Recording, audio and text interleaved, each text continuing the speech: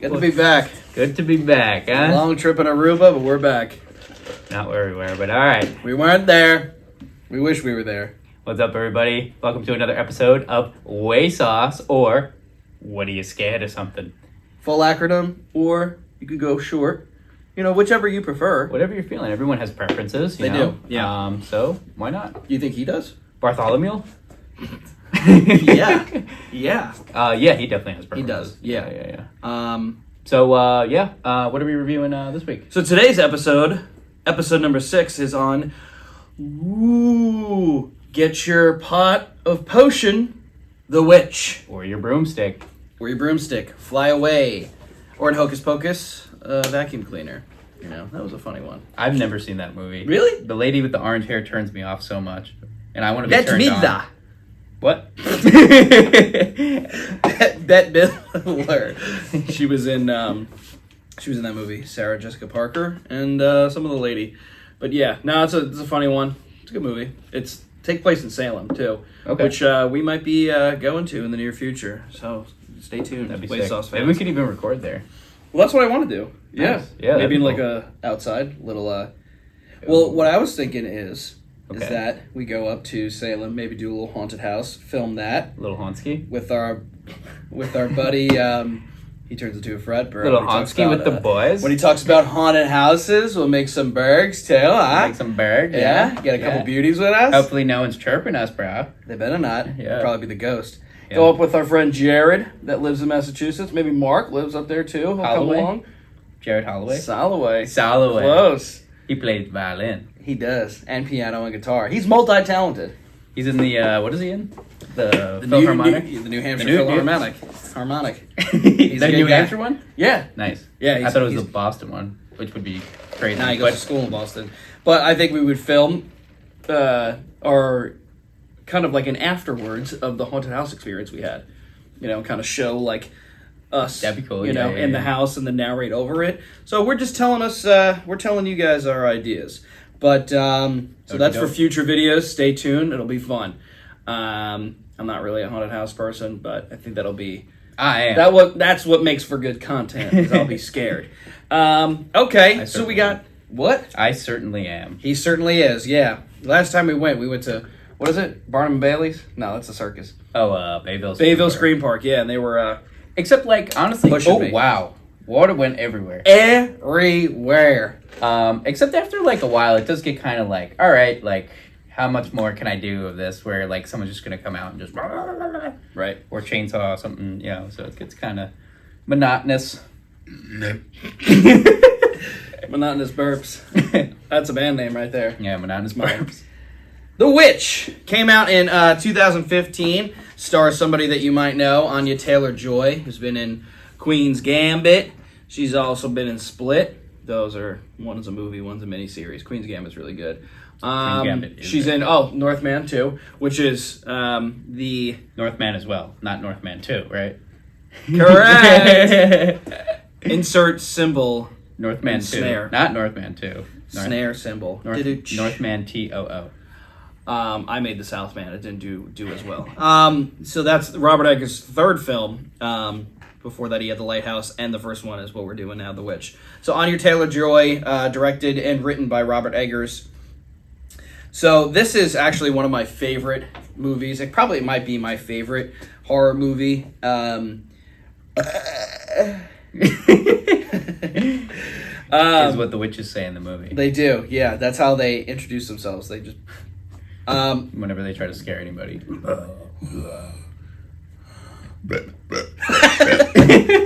You're like one of the... Remember the kids in school when they would like... I could burp the alphabet. Oh, yeah. That's you. I hated that shit. And then I'm waiting for them to like throw up. I can burp on command, though. Yeah. Super fast, too. It's crazy. We'll do a video for that. You want to see it now? No. Okay. I do like do 2 seconds. All right. All right, hold on. Oh, Here we go. Ready? pre-burp.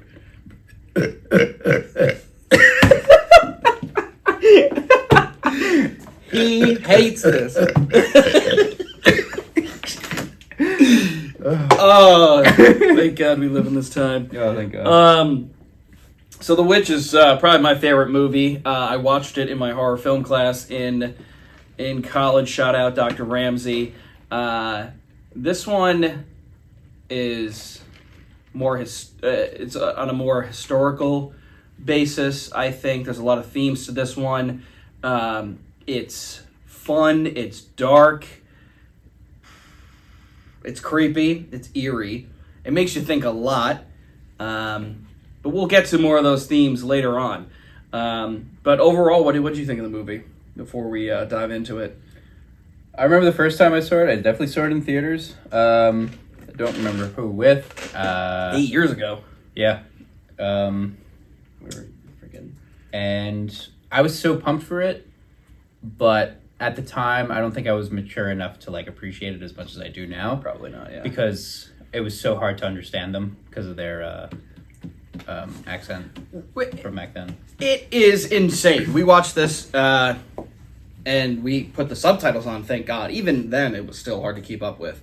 Imagine in the theaters. Probably like, what are they saying? I just remember the whole time me thinking that, and I was like, damn. And then, but like, you know, one of the first scenes, like, was, you know, or earlier scenes, I should say, is pretty creepy. So I was like, oh, shoot, like, here we go. Like, it's going to be crazy. But then it's not like that typical scary type of deal, you know? So, like, I remember being a little disappointed when I was younger when I saw it. Wait, you said that was 8 years ago? 2015, yeah. Oh, wow. So, I mean, where the hell were we? How old was I? We were in college, like, early college. Like 18? No, because we... Yeah. 19. Okay. Yeah. Well, you probably your first year at Mercy? Yeah, Because 2014 we graduated high school. Yeah, maybe, yeah. So 2015. Damn. And I just remember being like, I didn't know what the heck they were saying. And, like, there wasn't, like... I don't know. I guess back then maybe I wanted to see, like, more CGI or something crazy. Yeah, right. Probably, like, Chris Bailey or something. What did, I wonder if Robert Eggers was like, I wonder if anybody's going to understand this. I mean, Shakespeare didn't care. Well, that's how they... I don't think they talked like that back then. Mm-hmm. I think that was more... I guess he threw his own spin on it, Shakespeare. Maybe they did talk like that. I don't know. But this is, I guess, like, Old English, I guess. I don't really know. Like a Massachusetts spin on it. Yeah. I still don't know what that noise is. Sorry. What, the... Whatever. It's from the witches. I don't know. Okay. Yeah. Yeah, it was just... I love it a lot more now. But back then I was like, eh. Well, that's a lot of things, too, when you're like... you look back on moments of your life when you did something or saw something, and you're like, man, I wish I appreciated that more. Mm-hmm. Like, when we went to Europe in 2017, mm-hmm. and we were 21, running around with no itinerary. So, like, yeah. I mean, it's an experience, and it's cool that we did it, but, like, obviously from here on out, we're going to, you know. And frankly, like, looking back, like, I would have been like, if we had planned it better, like, we probably would have been able to do the cliffs all together, and then there probably would have been time, like, free time that we set aside where we would have been like, oh shoot, there's a festival here, like, let's also do that, right? You know, instead of us like all just going on our own. It's the jet lag. It kills everybody. So little tip: if you ever go to Europe, chalk up your first day as a sleeping day, and don't worry about it. You know, actually maybe book an extra day just to sleep, because it is insane. I even called it before we got there. I was like, guys, we're going to want to not do a thing. Yeah. We woke up so late every day. I did like one tour and then went out to the bars. But that's how it goes. Okay, so diving into the fantastic movie, The Witch. Now, this film was released in 2015. So this was, I think, one of the, I guess you could argue, one of the original... I mean, obviously there have been psychological horror movies before this, but this is, I guess, the new wave of it, because after this was Get Out, mm-hmm. and Hereditary, Midsummer, you know, what else? Black Coat's Daughter could be psychological horror. Just those types of movies where they're, you know, moving away from the jump scares and the paranormal activities. More stuff just besides what's on the surface. Like, you can dive deeper and kind of dissect them instead of like, oh, it's a haunted house, like there's demons in it, blah, mm-hmm. blah, blah, blah, you know? Yeah, I know the plot to this. Mm-hmm. Where you're not only thinking during, you're thinking after, and could be days after, or as we're doing it 8 years later. 8 years. And that's definitely the whole point of the of Robert Eggers. He probably loves that we're doing this. When you watch this in your class, mm-hmm. that was before like you were like getting into like horror, right? Yeah. So were you like ah, damn it, like I'm gonna be scared, or I'm Well, not gonna like it as much, or I think I took the class because it was part of my film minor, but also my girlfriend at the time was in the class. We broke up shortly after, so that was kind of awkward. But I was like, I'm here. What are you gonna do? You know. And I think I was like, all right, let's get out of your comfort zone a little. I probably covered my eyes a bit during the movie, but then I realized like there's not many jump scares in this, and I was like, wow, I'm kind of fascinated by this. Yeah. And that's I think where the introductory to my love of horror began, but more so psychological horror, because I still cover my eyes during jump scares, but I do like them because they are, you're filled with adrenaline and yeah, if they're done tastefully, it's pretty cool. But constantly, it's like, all right, I got it. yeah, seriously. So yeah, this is when I started to like it more, and we definitely analyzed it. It was a horror and gender class, which is a perfect movie for that type of class, because I even wrote down one of my themes here is men versus women. So there's definitely that aspect to it, especially the time period in 16 whenever, when they're during the supposed Salem witch trials, which is so interesting because it's like, oh, is this going to be a movie about the Salem witch trials? No, it's going to be about a family of five, six. Yep. Yeah. 5, yeah. Six. Six, yeah. Six. The twins. And then the other 2, yep. Right. So yeah, this is definitely one of the introductory films.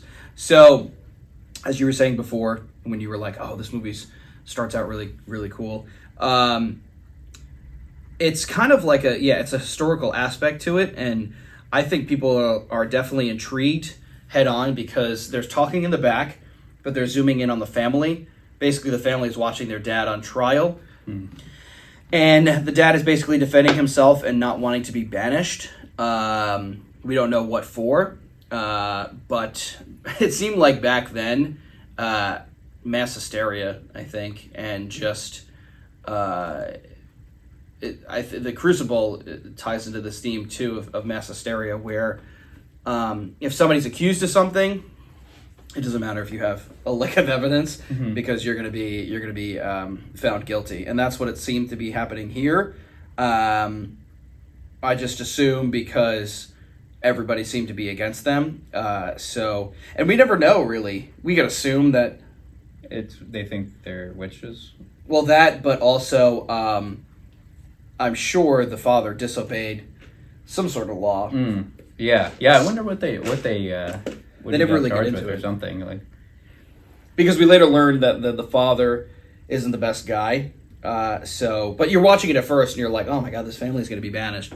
So that happens, and there's a lot of just back and forth, like legal courtroom stuff. So we see the family journey into the woods. There's like great music as it starts off. Yep. Especially the woman's choir. The choir. When the camera pans to the woods. Talk to us about that one, Brendan. The choir. That's some good stuff. I mean, it just is super creepy and super loud. Of course, I always notice that they're like a lot of the scary movies will do that. It's just like so loud. It's uncomfortably loud, but it's like Brian, crank it in this scene.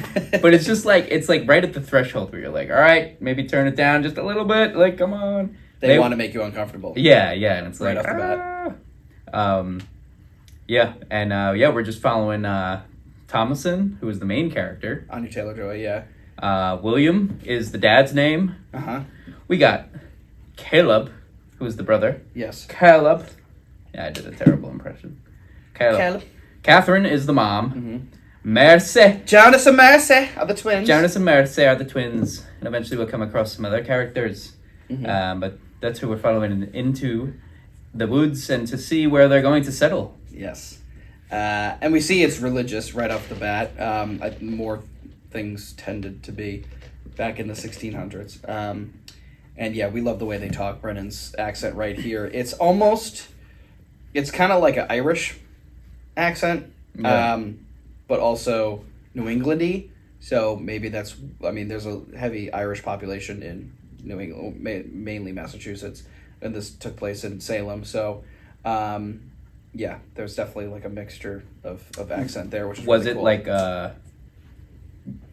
so like did a lot of the Irish come over from being persecuted like back in 1630s, because that's the time period that we're in. 1630s New England. 1630s. Okay, yeah. So this is before that was even before. I think 1690 was. Frick! What am I thinking of? What's the Potato famine. No, that was in Ireland. Well, yeah, they moved over here because of that. But it's mostly persecution. What is the where did they not Plymouth? Well, maybe I don't think Plymouth Rock. I don't know. I'm not really getting it. Happy Thanksgiving, Pilgrims. Jamestown. Okay. That's where They the landed. first I don't know if they landed there, the Irish, but it was first settlement in 1690, I think. So this is before this. Wow. So they're because we learn later that Catherine wants to go back to England. So they're English, but they're in America, but they're obviously British owned. So they're not even thinking about independence. That's 100 years later. Which is crazy to think about. So I wrote down the mom is creepy looking. Catherine's creepy looking. She kind of looks like a witch, honestly. She's got like a big honker. Like I wouldn't be surprised if she played a witch in another movie. Yeah. But no, they have like the little hats that they wear. I don't know. They like, and she kind of looks like darker too. Yeah. Like I feel like if they had an effect on her, it would be easier, like a movie effect to make her look like a witch. Yeah. Which is interesting. Yeah, she does kind of look like a witch now that I think about it. She's got that big ass honker. So if they were possibly being banished for, supposed witchcraft, who could it have been? Like if that were true, Imagine it was the mom. it's possible. I mean, anything's possible. These types of movies are up for interpretation, and like any of your guesses are as good as the next, usually, unless they're like completely blasphemous. That's what we learned from The Shining, is that you can come up with any theory.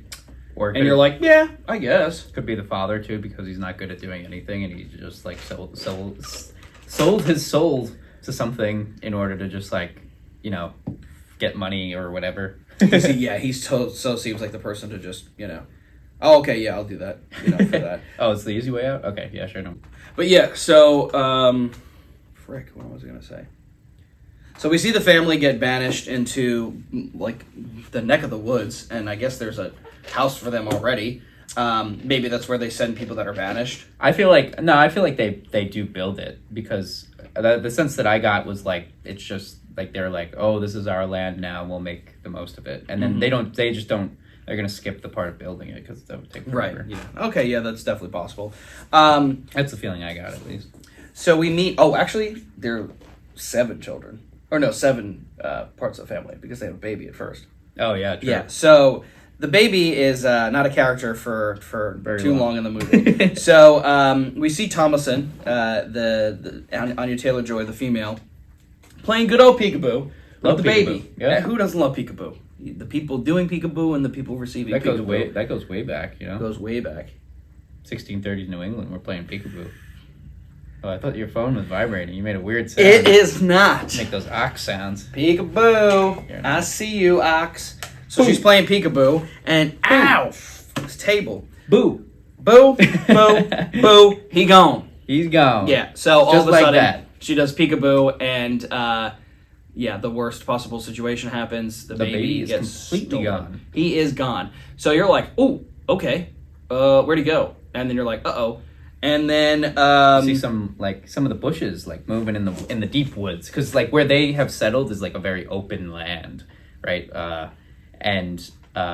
then like straight ahead is kind of like these thick woods, and you see like it rustling like just slightly, like as if someone had just run in there, or like an animal even. I wrote, I guess the witches were using magic to be that fast. Yeah, it could be. Yeah, you made that note during the film, because you're like, peekaboo is peekaboo. Like that's 2 seconds maybe. Imagine I was just gone. Like first off, if I was gone, I would have to have gotten up. You would have heard me. Mm-hmm. Then I would have been back there. You're like, all right, you gone yet? Yeah. So definitely some magic going on with the witches. I've probably seen this movie like 4 or 5 times. For some reason, I probably cover my eyes. But I didn't this time. I totally forgot that the witches. So we see a scene where the baby's on the table, and it kind of looks like a surgical table.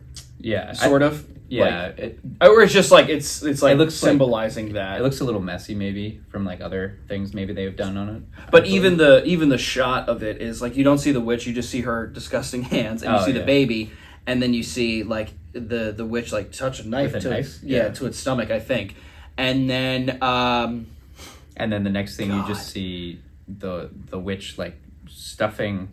it's like she's churning butter. Yeah, but like it's all blood. Yeah, so And then she starts rubbing herself with the blood. she laughing too. Maybe, yeah. And It's then disgusting. And then she at one point is just like laying down, like in her like little hut or whatever. And, Right. And, And there's the camera, like, goes like this, the full right? moon. And I wrote that they do a great job of creating an eerie, unsettling feeling without really showing the gruesome parts of killing the baby, because you Right. obviously know what's happening here. Yeah, it's just so unsettling, and it's like very quiet too. Like you don't hear any of too much of the activity, or it almost seems like there's like a filter like over like kind of what's going on. Like you're just like, what the hell? Like, oh my god. Which is, I think, something that I'm sure Robert Eggers studied film in school. If not, he's definitely watched hundreds of horror movies. Like, I feel like Texas Chainsaw or, like, I don't know, Halloween or one of those old movies, like, the sound is probably obnoxious. You're like, I know what's going on. It's still unsettling. But, yeah, that is a good point. Almost like in a lot of war movies when a bomb goes off and you just hear like a ding, and then it's like you can't hear anything else, and you just see like what's going on, and like that almost makes it worse because it almost feels like you're on your own little like snow globe, and you're just seeing what's going on, and because one of your five senses has been taken away, so it makes you almost use maybe your eyes more so. That is true, yeah. Well, I make a lot of notes to Hereditary in this one. Remember towards the end when Toni Collette's character cuts her head off. We don't see it, but we hear it. So it's almost as unsettling, similar to like the witch chopping up the baby's body or whatever she's doing with it. It's horrific. It up with the we're not boys. even chop it up with the boys, and we're not even 10 minutes in, I don't think. But I also wrote how it's interesting because it's like witches are known to, they make potion and they like, so it's kind of like a nod to the classical witch, but that is not what she is doing.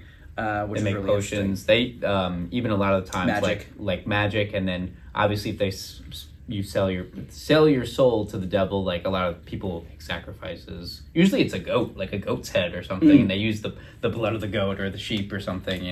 I feel like there's well, there's probably nods to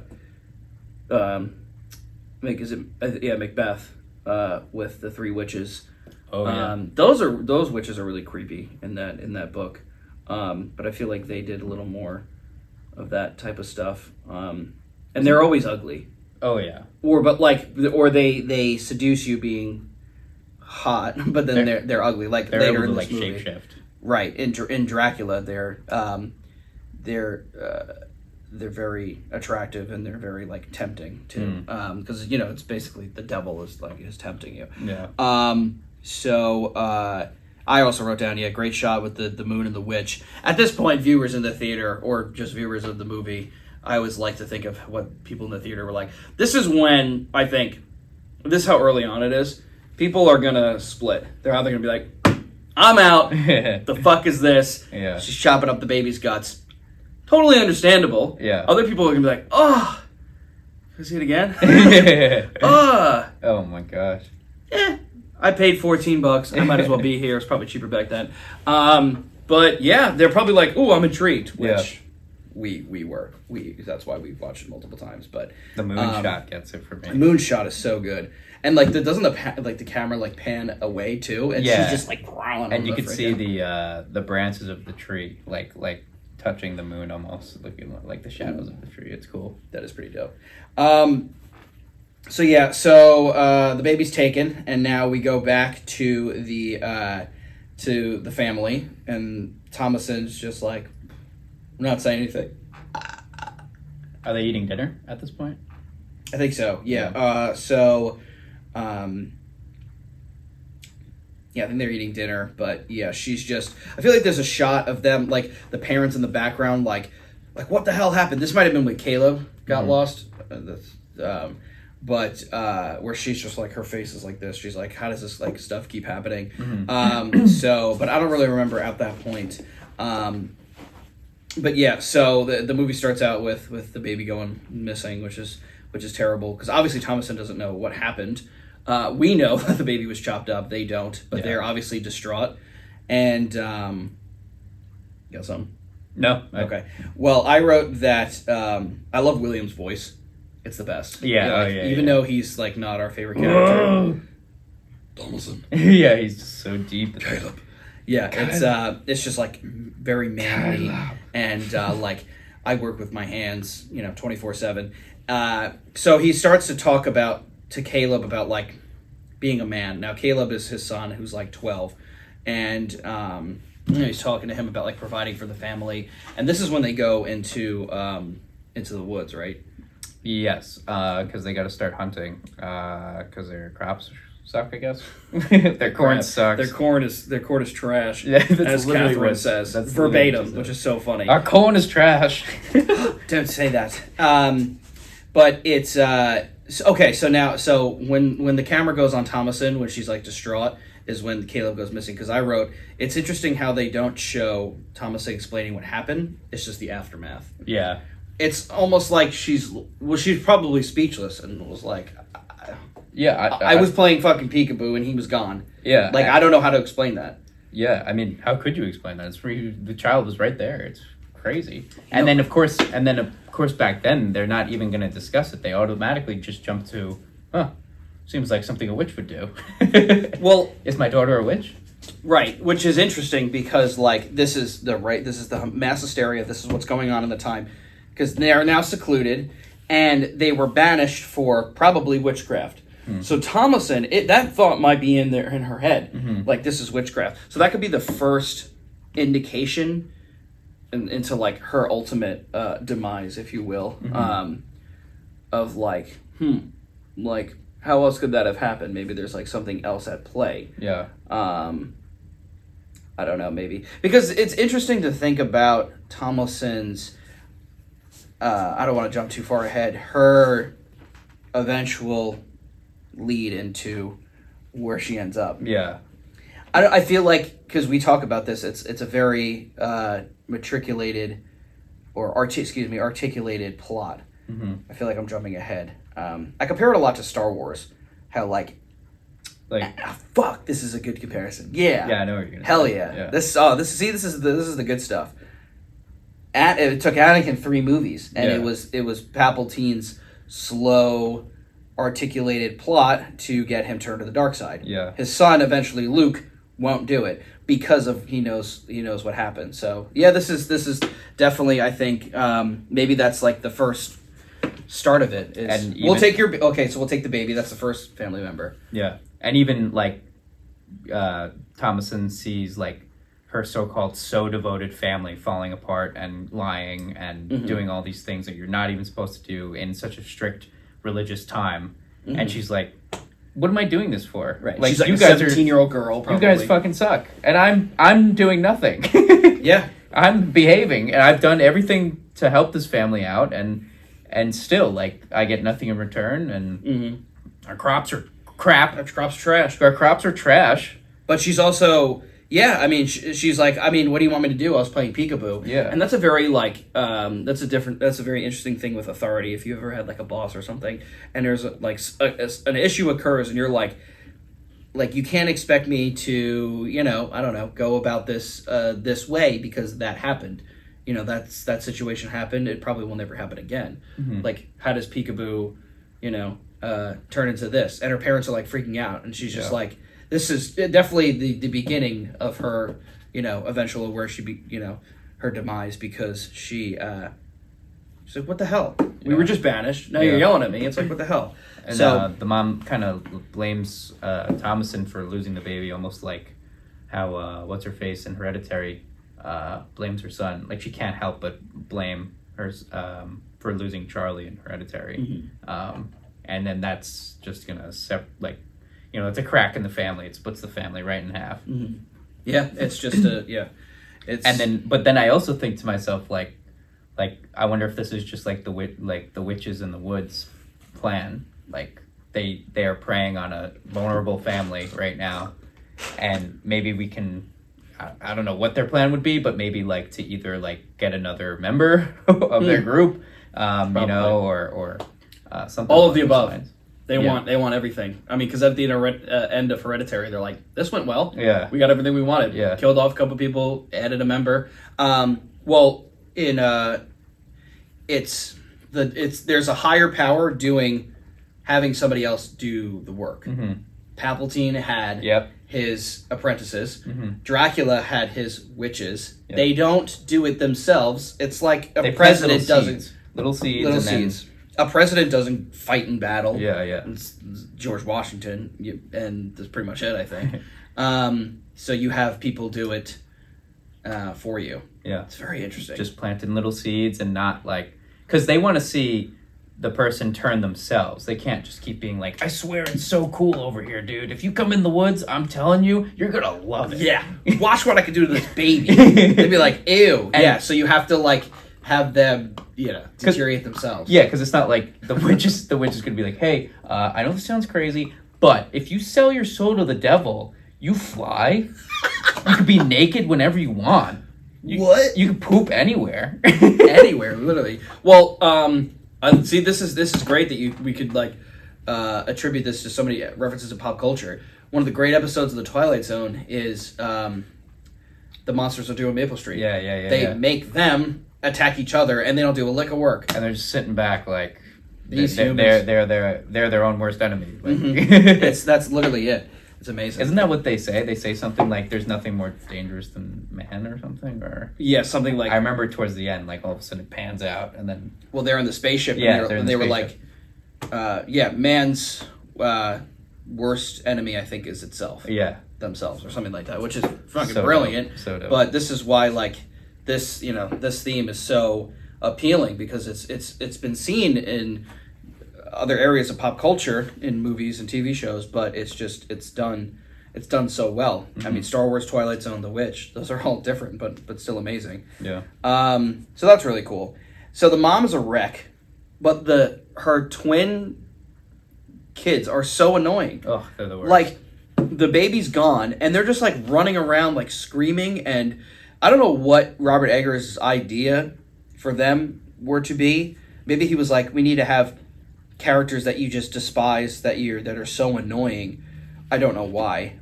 I feel like it could be like I don't know, for some reason I always picture like any, like, let's say demon or whatever, like being mischievous and kind of like always causing trouble, and like they kind of seem to do that too. Like they're kind of just like mischievous, and they're always like laughing at the most inappropriate Like times, hyenas. and at people's demise in their own family. Like the father falls on mud at one point, and they laugh, and it's like, yo, that's your father. Like, and they almost just seem like, like these little, like, I don't know, like court jesters of like a let's say the Satan or something, you know? Right. They remind me of the hyenas in The Lion King. Yeah. Super just... It's just like, ugh, go away. They're so Yeah, annoying. they're And, pests. like, they're just a pest. Which is, like, you could, like, argue that, I don't know, they were born from Satan. Because they're just, like, they're an annoying part of the family. They're kind of destructive. And then the way that they end is, how do they had to... Well, also, did they say that they had to leave the... They talk a lot about Thomason being a witch. They bring it up more than anybody in the beginning. And were the twins not able to be baptized because they were banished? I feel like at one point they feel might like say something about it's that. possible. But I don't know if they said... Well, they said it didn't about have the baby, time. Sam. Oh, yeah, true. Because you get baptized pretty early. Yeah, because the mom was like, he's burning in hell. And she was so distraught. I wonder if they didn't get a chance to get baptized It's or possible. something. Yeah, maybe they did it later back then. And being that kids are so impressionable, like they were, somehow like being a puppet of Satan or something, or the witches of some sort. Yeah, there's a lot of stake here, a lot at play. But she's crying and praying, and like already the family's destruction is just unfolding in front of you. And they try to keep it together, but like, I don't know, they're like already falling apart so quickly in the beginning. Yeah, Because like, remember the scene by the river when it's Thomas and Caleb and then the twins, they're Yeah. like all fighting. Yes, Yeah. they're siblings, but it's just like, do these people like each other? Yeah, they're like, oh, Thomason said she was a witch. She must be a witch, and it's just like, what? You're Like, dumb.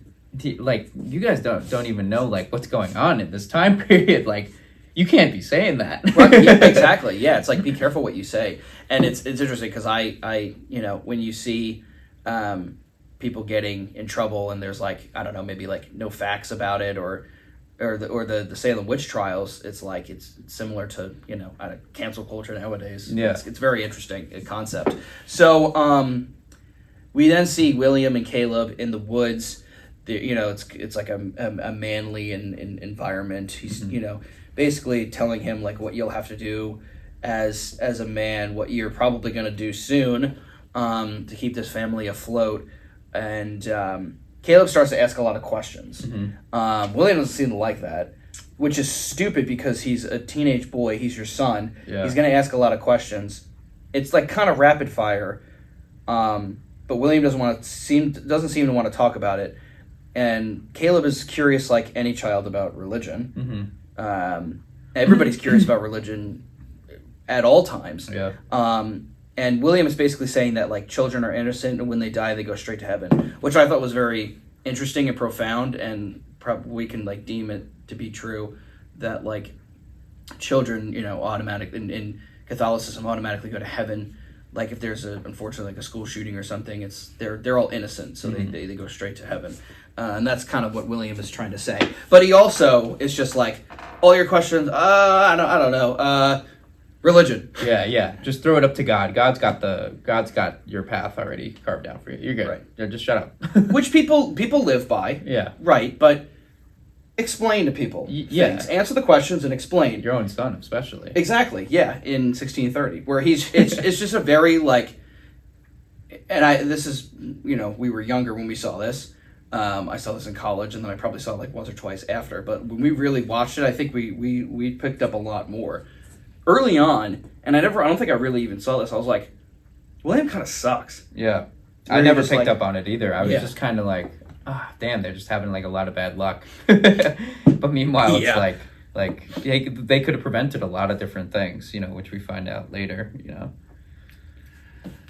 Tune it in. Brendan is flicking his ear for those that are listening. What were you going to talk about, like the the rabbit?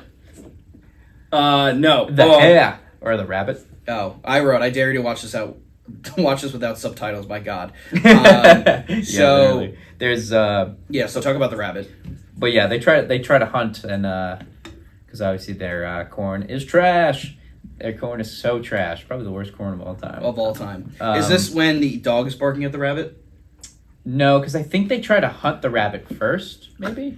Oh yeah, because remember, Caleb goes back into the woods like whatever. So they're trying to hunt, and then they come across like this rabbit, and they're about to shoot it, and then the gun like fires back in the dad's face, and he's like, "Ah!" It's kind of funny.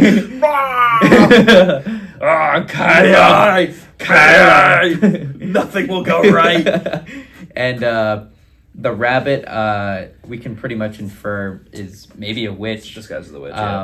And it's interesting because the rabbit has bright yellow eyes, and in a lot of movies, yellow eyes tends to mean Star Wars. Yeah, evil people. Mm-hmm. Even so cool. Even Black Phillip has yellow eyes too, but none of the other goats really have. You got to pay close attention. Yeah. You saw it and I didn't. Black Phillip's is subtle. The rabbit's eyes are a little bit more, almost like hypnotizing. Like it's just so like bug-eyed and yellow. And then Black Phillip's is very. He looks like he smoked some weed or something. He's just like He's having a good time.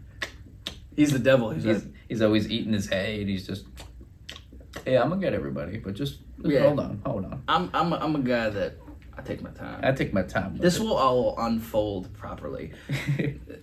It's very interesting. But I also wrote down how it's, everything in when you watch movies and you analyze movies, you realize that every single detail is on purpose.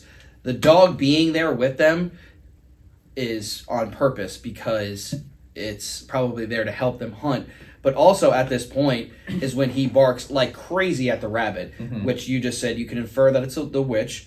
But if you know anything there about, might be multiple. There could be. Yeah, there could be. Tons. I think we kind of figure out maybe there was or is towards the end. Probably, yeah, there's definitely multiple. But if you know, if you ever are interested in ghost sightings or anything, if you watch YouTube videos of ghost sightings at people's houses or any of that, most always there's an animal, like a cat looking at nothing, a dog barking, and so here it's interesting how. Yeah, they say animals have like a sixth sense. Yeah. Even if So it's barking like crazy. it could be paranormal stuff. It could be what you would call it? Oh yeah. My neck. Could be can't think of the word, but like an earthquake, like Rabbit earthquake? natural, like What do you mean? What are you talking about? what's the word? I can't think of the word. What is paranormal? Not paranormal. But they say animals have a sixth sense, so they can sense paranormal, but they can also sense things before they even happen. So, so like for instance, an earthquake, a volcano about to explode. Oh, interesting. Yeah, I don't know that word. I mean, it's barking at the rabbit because it's another animal, but it's not only barking; it's going insane. Yeah, it's going crazy. So you're just like, okay, this is something else, and it zooms in on the rabbit. So then after this happens, so then William tries to shoot it, or was it Caleb? One of them tries to shoot it, and I as think it's Brendan William said, because I just remember it goes back in his face. So you can either infer that, I mean, you could make both cases as that the most likely the witch or the rabbit did that on purpose, just because it's playing tricks, or he can't shoot, which is probably it's both. But you'll most likely it's. I don't think the dog chases at this scene yet, though, because remember Thomason and Caleb go back into the woods just themselves. Yeah, and then I think the dog comes with them on that one. No, he comes on both.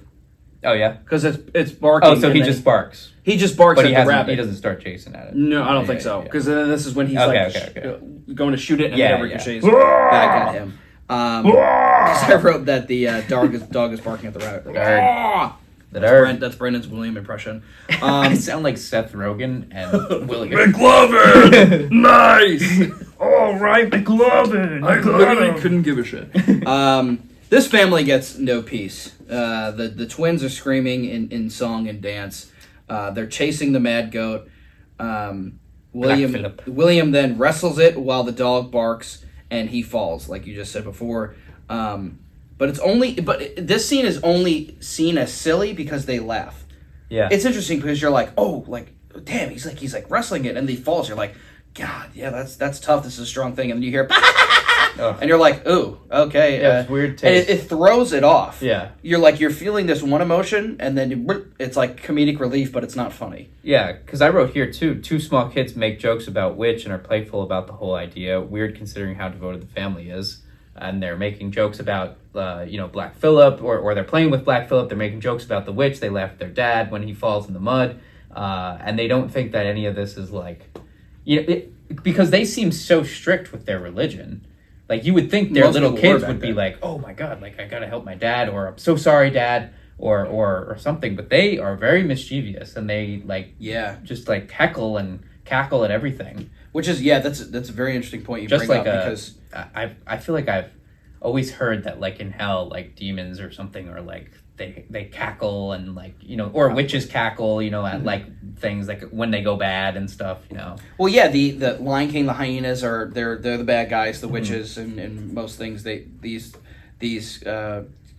figures laugh. But it's not a funny laugh. It's very creepy. That's a very interesting point you bring up, because children usually go until they get to teenage years, and then they're angsty and they rebel. Before that, they will go to, if you go to church, like I went to church with my mom and my siblings. That's just what we did. I wasn't gonna be like, I'm not gonna go. Yeah. I was like, that didn't. We just did it because it was part of our routine. Yeah, never computed like I'm gonna.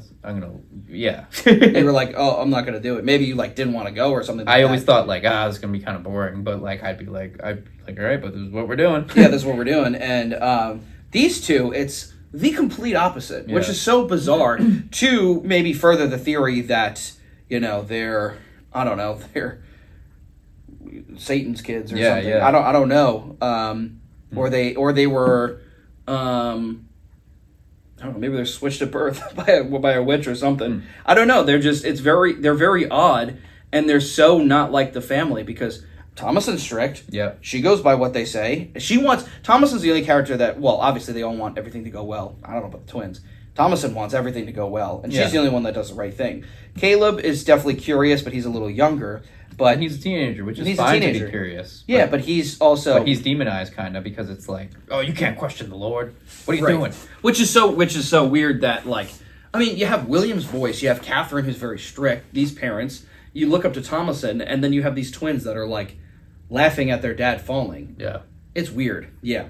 Strange dynamic. So, very strange dynamic. So, yeah, I said... it's interesting how the innocent one dies or gets taken, but I feel like just because the baby is so pure, that's probably why it rubs the blood on her. I said that you said about the brother being sinful and how the twins laugh at the family. The brother, because he's you talked about how he like looks at Thomason's chest. Because you said he's curious, but then he gets a little curious. Yeah, he's obviously he's a teenager, so he's curious about girls, and he's even looking at his own sister, which it's pretty natural, I would say, but it probably could be seen as against being tempted by the devil, obviously, and then which we later see that the witches play up on that, obviously, for sure. Yeah, the lust, sinfulness. So Catherine is curious why William and Caleb went into the woods, and when she didn't want them to go. And there was a part of the woods where she didn't want them to go. And I believe Caleb lies. Caleb lies and says that. But I feel like he does it on purpose to kind of like save his dad because he loves his dad or whatever. Right. And so he says, "We was looking for apples." And I could have sworn there was a field full of apples and we were going to bring one to you to make you feel better. Come on, Mom. Come on, Mom. To make some potatoes? To make some apple potatoes. Apple potatoes. Apple love potatoes. My favorite. Thanksgiving comes. Forget the turkey. Forget the stuffing. Apple potatoes. I don't like them. I wonder if you mashed apples together, if it would taste good. Like apple mashed. Just mashed. Like the witch. It's like the witch. Yeah, and Curious Caleb. So already there, Caleb's lying. Yep. The twins are laughing. The baby gets taken. The dad's like, "Shut up with your questions. God will answer." And also, the dad doesn't say a word that Caleb's lying. Yeah. You're like, who? Like, what kind of man is this? This teenager's lying for him, and it's like, oh, okay. You're not gonna say like, Caleb, that's all right. We can just like, we'll just tell Mom the truth, I guess. There was one point where he tells the truth. Yeah. Later on about the figurine, the cup. Yeah. Brendan made a joke where he said the only good thing he's good at is chopping wood. Yeah, literally. The only manly thing he sucks. That's the only thing he can do. I wrote, "Father's not a man. All he can do is chop wood because that's all he's good at. He's a bad hunter, bad husband, bad father." Mm-hmm. Lets his children lie.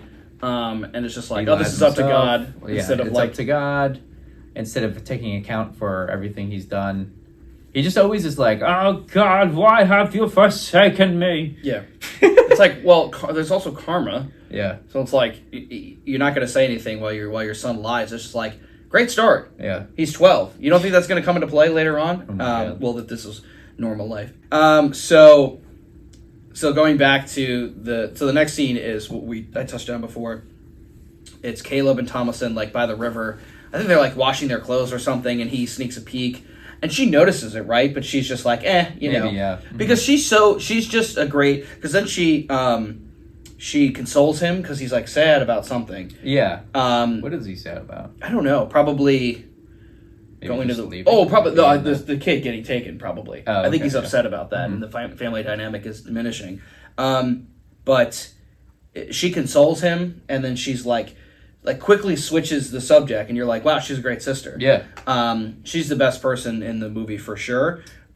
She's the type of person that like whatever, if they're Christian or whatever religion they are, is like the ideal way to live. Yeah. It's just like something bad happened, it sucks, but like I'll console you and like I'll distract you with something that's funny. I'll put my feelings aside to help you guys out, which is a great thing. I also feel like looking back on it, she's always wearing like a lot of white as compared to everyone else, which kind of is almost like the little angel. Yeah, like, she's the in innocent. family. Whereas everyone else, especially like I know the dad wears like a lot of brown stuff. Caleb kind of too. Not many attractive clothing back then, but yeah. And he also looks like Jesus, but he's like the Antichrist, basically. He's Kinda, like the yeah. opposite of what you'd want Jesus to be like. Pretty much, yeah.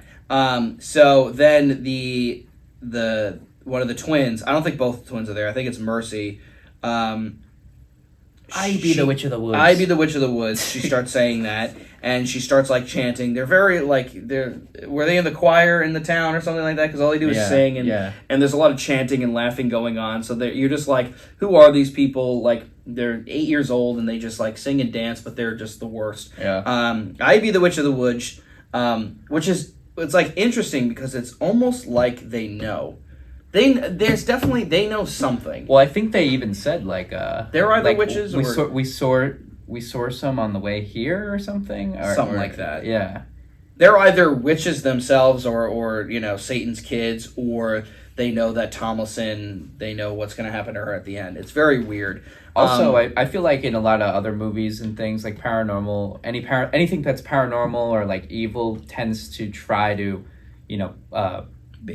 bait or coax kids a lot because they're so impressionable. So maybe like perhaps on their journey to where they eventually settled, like the witches were being, like they were making themselves seen, like I don't know, like flying in the trees, but only for the kids because the kids would, the witches would be able to be like, oh, look how cool this is, we're flying around, like, and come to us, because even in like ghost movies too, the kids are usually the first ones to be like, oh, I was playing with Johnny, and then the parents are always like, who is Johnny? He's like, oh, he's the little boy that, so maybe it goes like that, on their journey. The witches were like, trying to coax them into being able.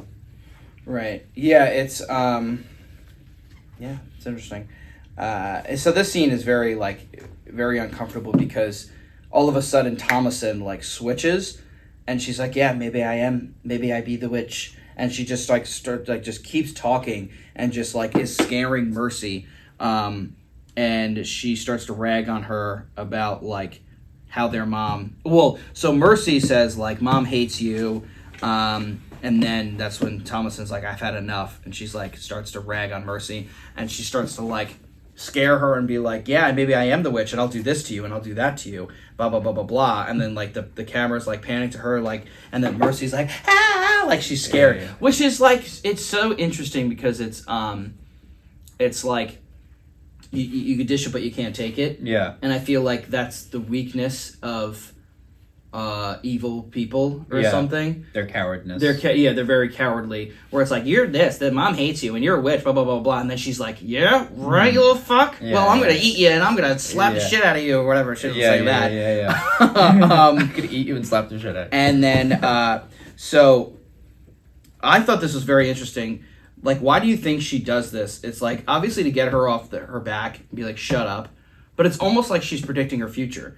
She's like, I am the witch. Yeah, maybe I am. And I'm going to do this to you. What does she says stuff like... Oh, I did sign his book. Yeah, she says that, which is... It's very interesting. I guess... I did sign his book, and I danced naked. Yeah. I wrote that down as a quote, so she did say that. I guess that's just something that was always told to them, what witches do. Right. And it's true, I guess. Right. Yeah, so...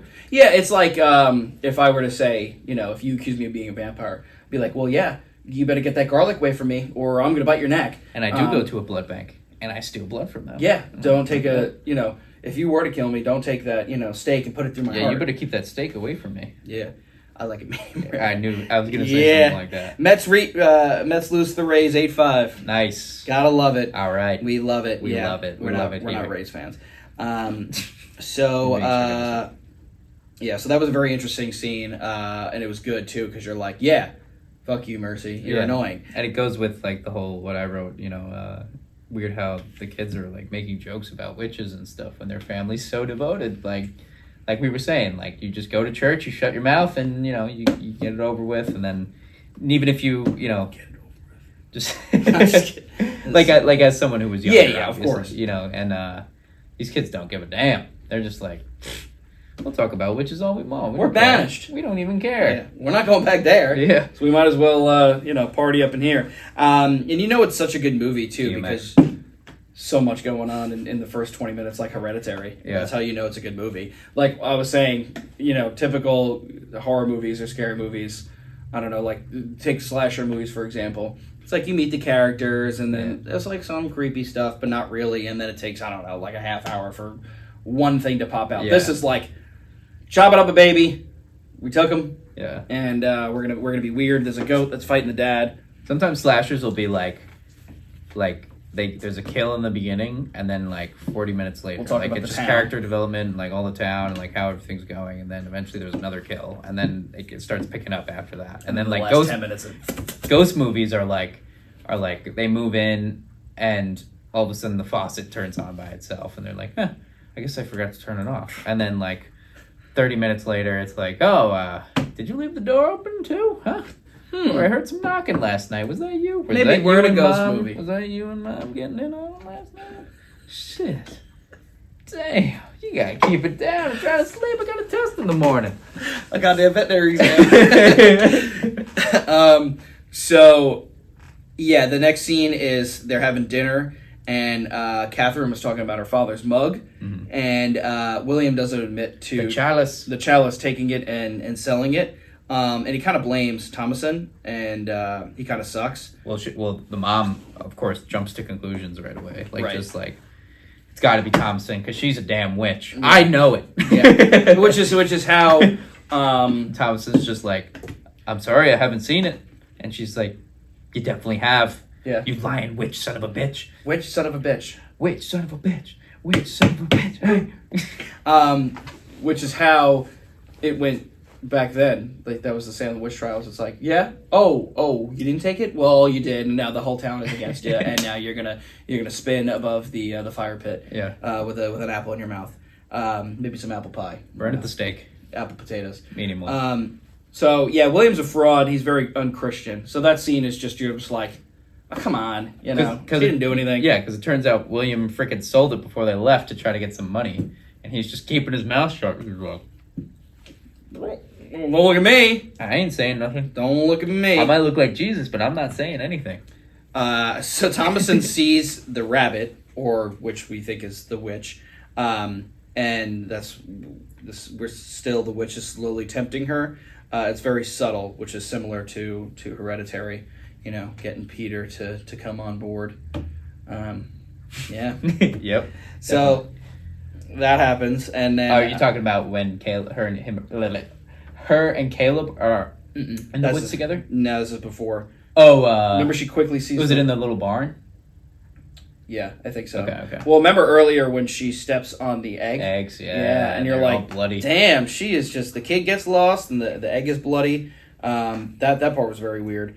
Because you're just like, oh, another thing. Well, so you go from the baby getting taken, and then she steps on a baby chicken. And then doesn't she try to milk a goat, and there's some blood that Yeah, comes out blood. of the goat too? Yeah, so there's, Damn. this is just, it's a very slow, You would think it's a vampire. movie. articulated, yeah, So really. much blood. So much blood.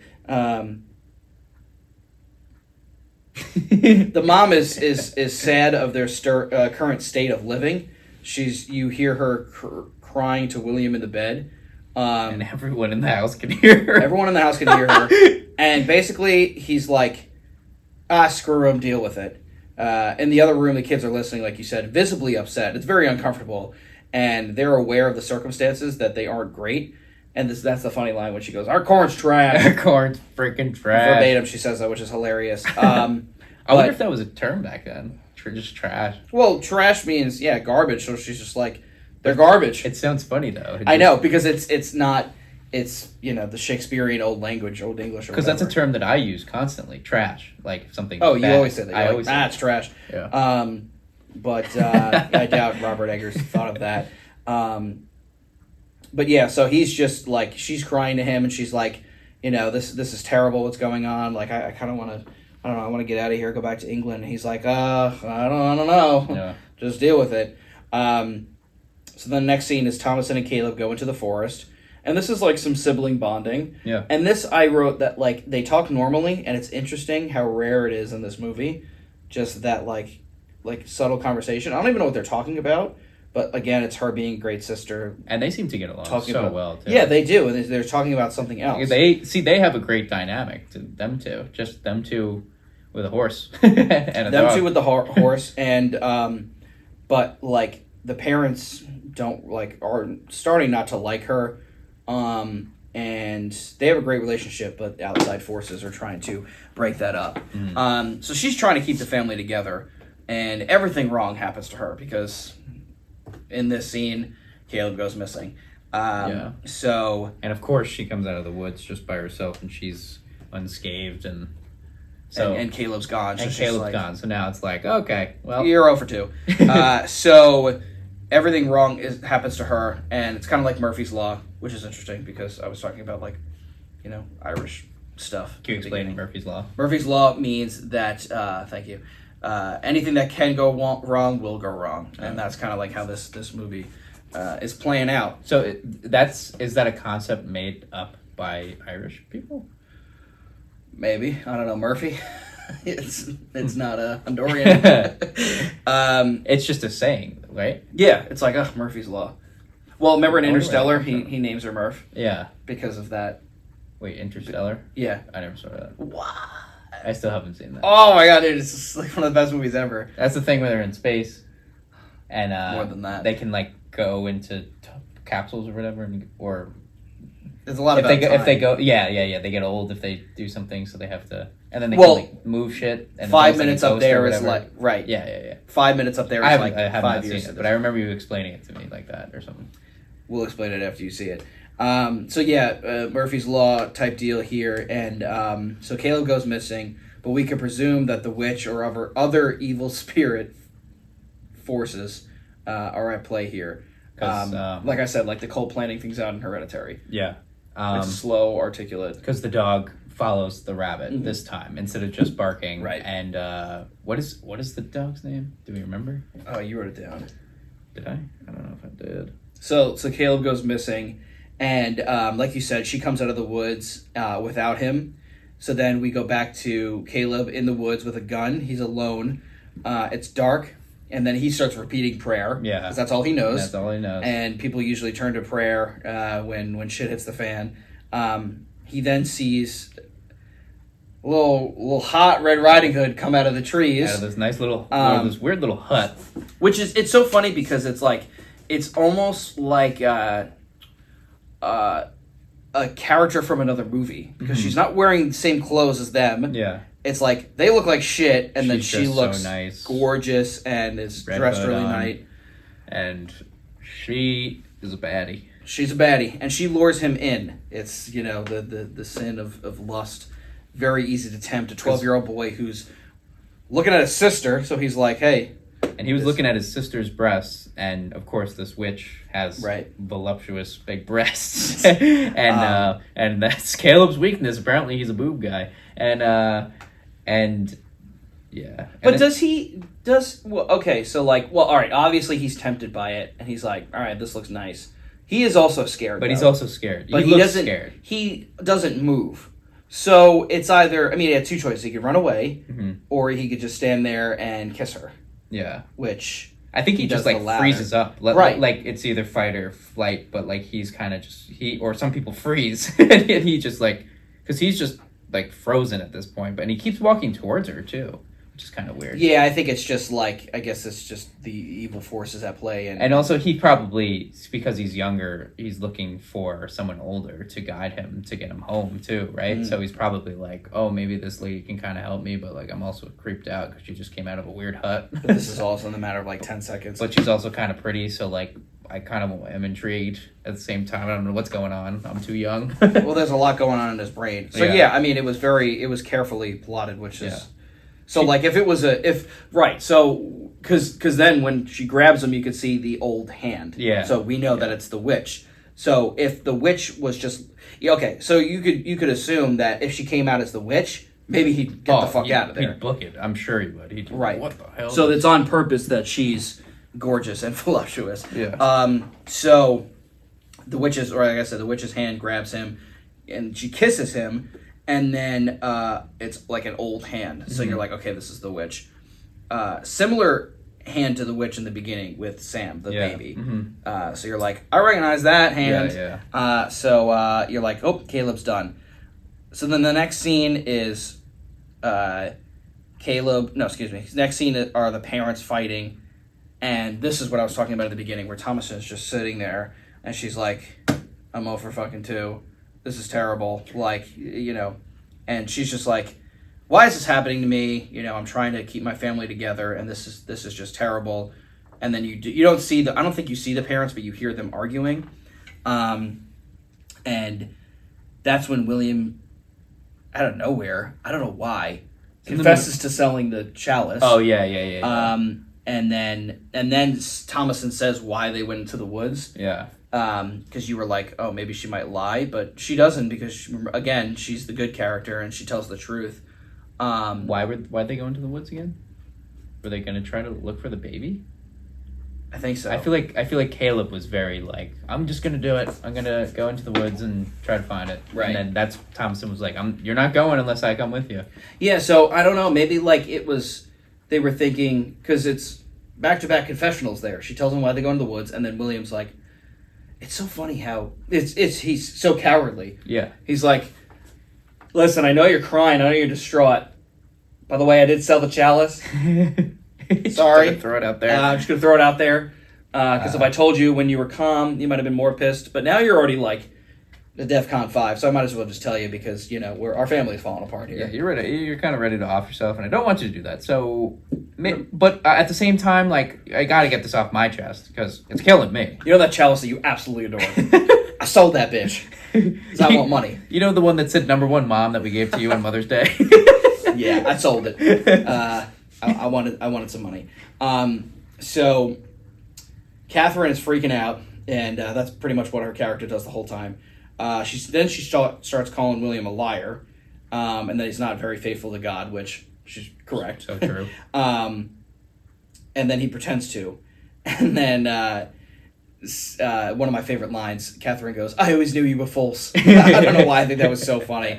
So they're talking to each other in the woods, and then does he go looking for him? He's about to. He's about to. And then for whatever reason, maybe I'm pretty sure, of course, Thomason goes outside to do something, and then of course Caleb pops up in the pouring rain, nude. Yeah. And so again too, like, now Thomason has now brought back Caleb, or so the parents think, or maybe the mom is so distraught that, like, oh, so you happen to go outside and Thomason or Caleb is fine and he's with you now. Like, that could also play into the whole, like, yeah, our daughter's got to be a witch, bro. Like, I didn't think of that. Yeah, no, yeah, you're right.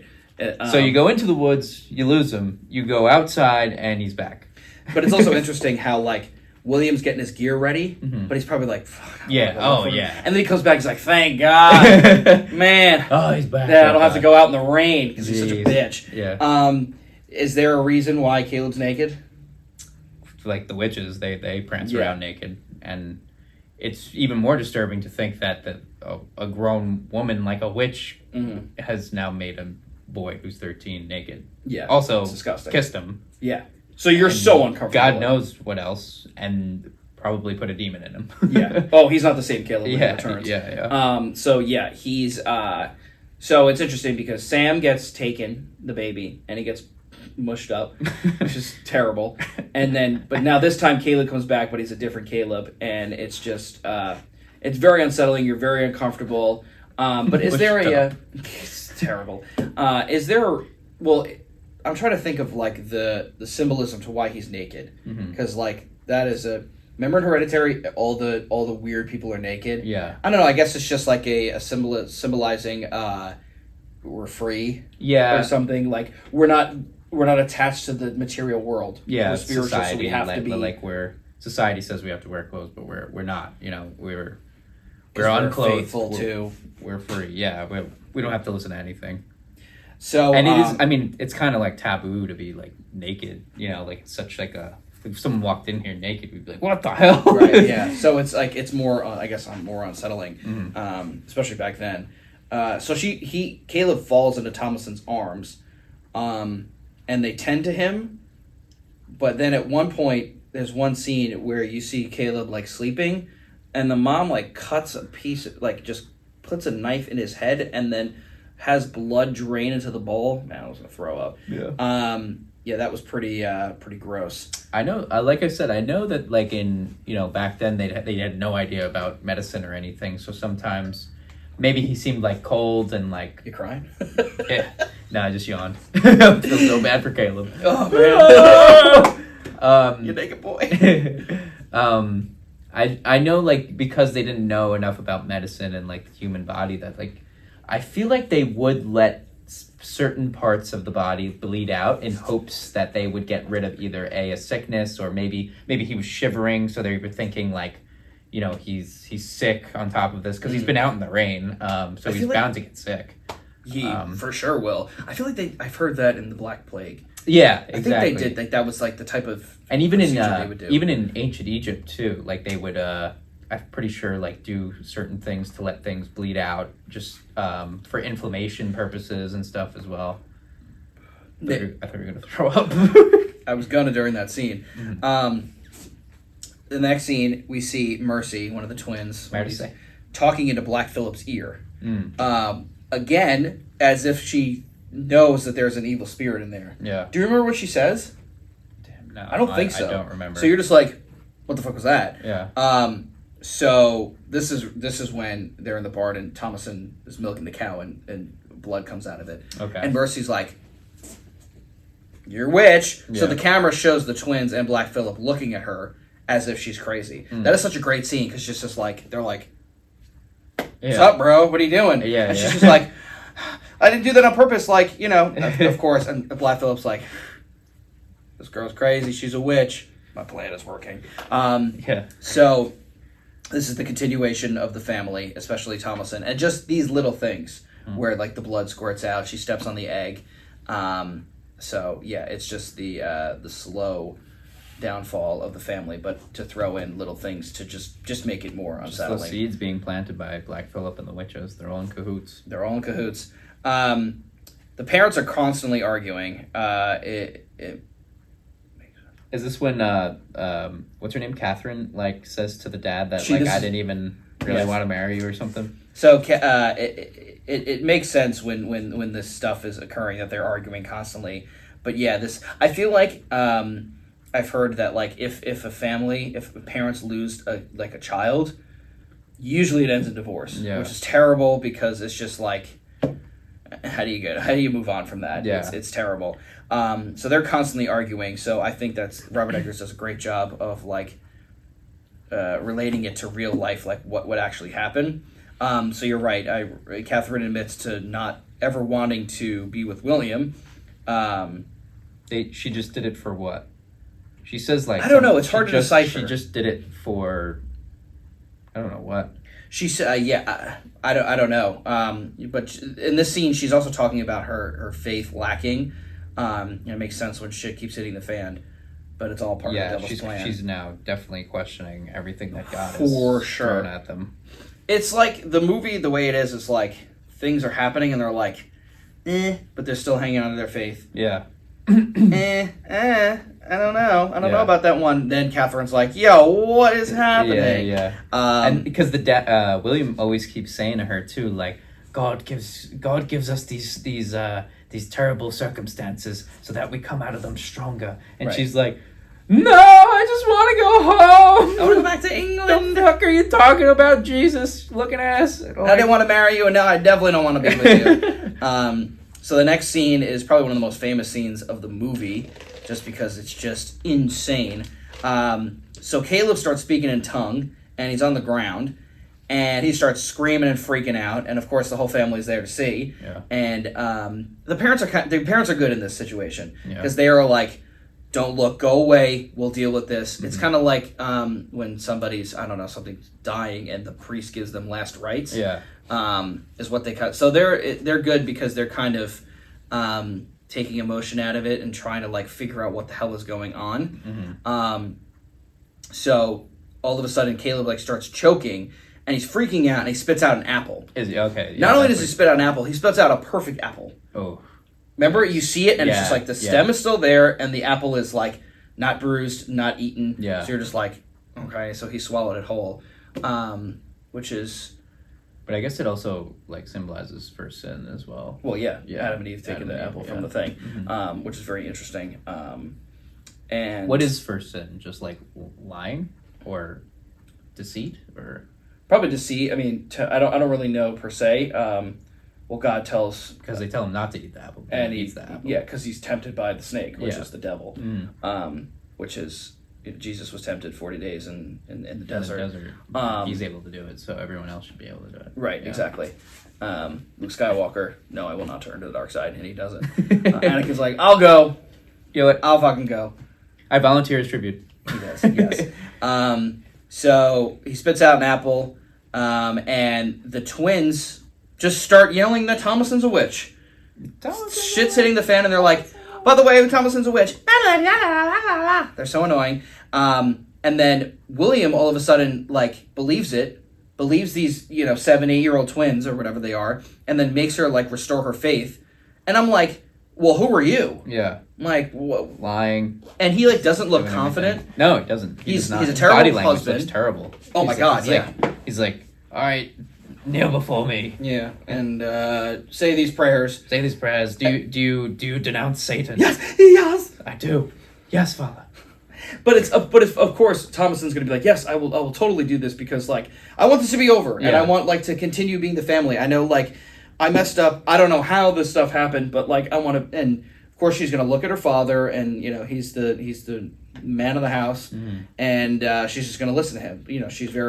She obeys and she's very faithful to her family and to her religion. But you're also as an outsider, you're like, why does he have the authority to just like tell her to restore her faith? Because your dumbass twin Satan kids are saying that she's a witch. You can't think for yourself. You're just like going based off of what other people are thinking around you, and then that's just like the worst kind of person. Oh my God, yeah, he's terrible. You're just gonna conform to what's going on around you. But you just feel so much for her because you're just she just wants everything to go back to normal, and he's just like, oh, this is what I've been taught. So say these prayers because my other kids are telling me that you're a witch. My 7 and 8-year-old. So Caleb looks so weak at this point that the production team, the makeup team, makes him look on the verge of death. He did which such a is. good job, especially for a kid that age. He is. He must have been on Broadway or something. I don't know. So he starts saying all these animal names. Remember that?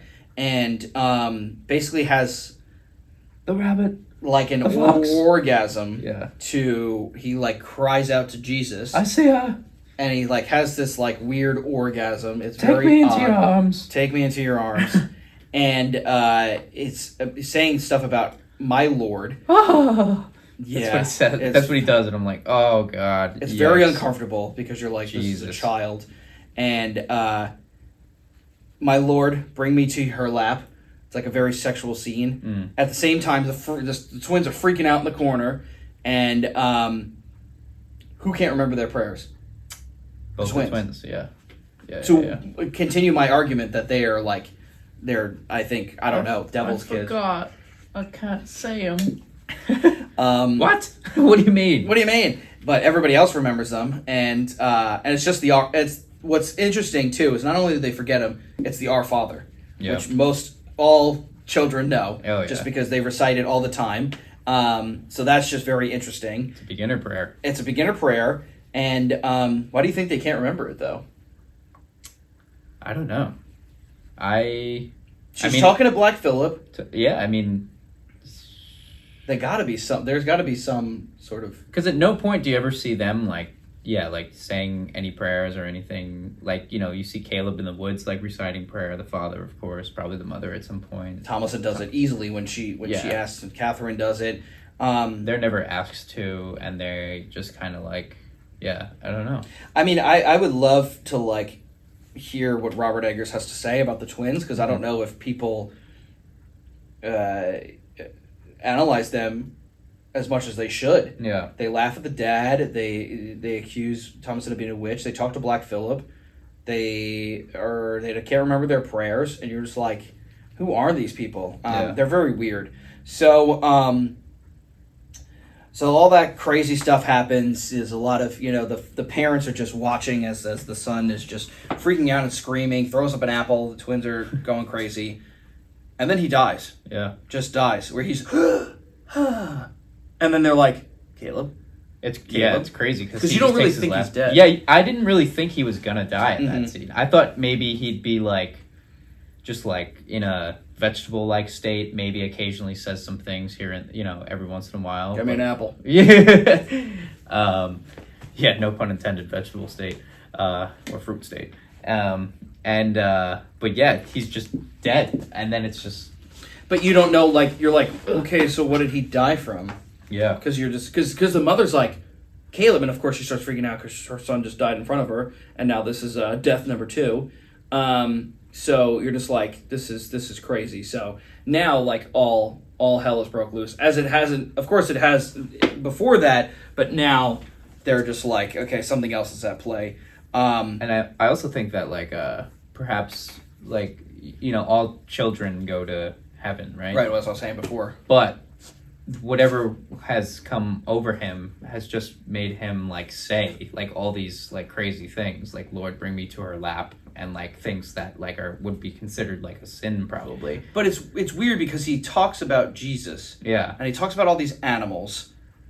I don't know. Maybe he's talking about heaven, like with all the animals and But stuff. then I also think too, like because he mentions a rabbit, a wolf, and then something else. And in the beginning, they suspect that a wolf has taken the baby. There's a rabbit in the woods, and there's one other animal. He too. might have said like a goat. Yeah. He could have or a Yeah, sheep. maybe. Yeah. It would make sense to talk about a goat. And perhaps maybe it's more of like a mockery towards Jesus or something, like Yeah. or whoever he's God or whoever he's talking to, because he's like, God, bring me to her lap, like that's weird. not really like something that you're not really supposed to say that, or being as strict as they are, like that wouldn't ever come up. No, you wouldn't talk. He wouldn't know that. But Yeah. This is a new Caleb. And so I'm thinking that like whatever has come over him, like possession wise or whatever, is like he can't go to heaven now because he's said these things, or perhaps that's what maybe the family thinks now.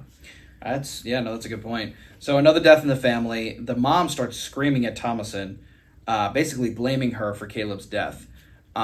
William is now blaming her, and they're all just screaming at each other. Her acting is great, and then the mother drags her or no. Somebody drags her. William drags her to the Thomason. house, basically telling her to tell the mom that the twins made a pact with the devil. Mm-hmm. Okay. Yeah. Do you want to explain that scene? Well, why are they? It's weird because William seems kind of like He just goes with what's popular. yeah. I think. Yeah, Because he's yeah, like, yeah. my twins are saying you're a witch. Okay. And then Thomason's like, no, they made a pact with the devil. And he's like, Like, oh, okay, I'll believe you. So that's probably right. Yeah. Okay. Okay. Not the last thing. Yeah. Right. He's the worst. Which is just somebody who doesn't know themselves or trust themselves enough, and at first, like William does seem kind of like sympathetic to Thomason, right? Like he kind of like coddles her a little bit, but then all of a sudden it like turns a little bit, like when they're kind of like outside. Right, yeah. And so they're he by drags that her. tree. They're leaning up against that tree or whatever. Mhm. I think there's a tiny tree they're leaning up against, and then all of a sudden he just starts dragging her because she's just like, it's the twins. I'm telling you, like She's they screaming, made yeah. a pact, and he's like, all right, fine. Then I'm gonna drag you back into this house, and you're Right. gonna tell mother that it's the damn twins, and the twins are knocked out for some reason at this point. They're not being responsive. They're just lying on. Once Caleb passes out, they don't say a word. They just are. It almost seems like they're just like coma like Are state. they or done something. for the rest of the movie? No, Okay. because they lock them in the. Oh the yeah, barn yeah, at yeah. some Right. Yeah, no, that's weird. And then they go back in the house, and the twins are laying on like that bed, and like Thomason says to the mom, what are their names? Jonas and Mercy. Jonas and Mercy have made pact with Black Phillip, and Right, that's why. Yeah, yeah, and he's like, "Oh, okay." and then the mom's like, "Are you sure about this or whatever?" And she's like, "Yes." And then Because up until now, I thought you were the witch. yeah, and William's like, "Get up, you Satan, whatever, help us or whatever," and they're not responding. And then eventually he does I don't know, hits them or not hit them. But, Oh yeah. When he and like he grabs shakes them. them or something. And then they wake up like screaming. They're like, ah!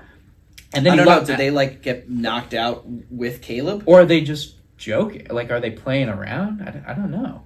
Like I said, up for interpretation. Anything could be true. But now this furthers my argument that they're definitely either possessed or they're children of Satan or something's going on, because it's perfect timing that when Caleb dies, they get like knocked out and they just And go of course, mute. Thomason is the only one that's awake. Everyone. Which is basically going back. It goes back to in history with the Salem witch trials. It's like, believe me, and it's just like, I'm not a witch. What are you talking about? Yeah. Like, oh, I didn't do the dishes this day. Yeah. Like a lot of this, when you look back on the Salem witch trials, like a lot of the arguments are that women weren't being traditional women, so they just told them, or they just accused them of being witches, or maybe they were like, I don't know, just doing something that's different than the norm. Yeah. But it's so interesting that like Thomason, like you said, is the only. When Caleb's dead, the parents are like crying, they're grieving. The twins are mute,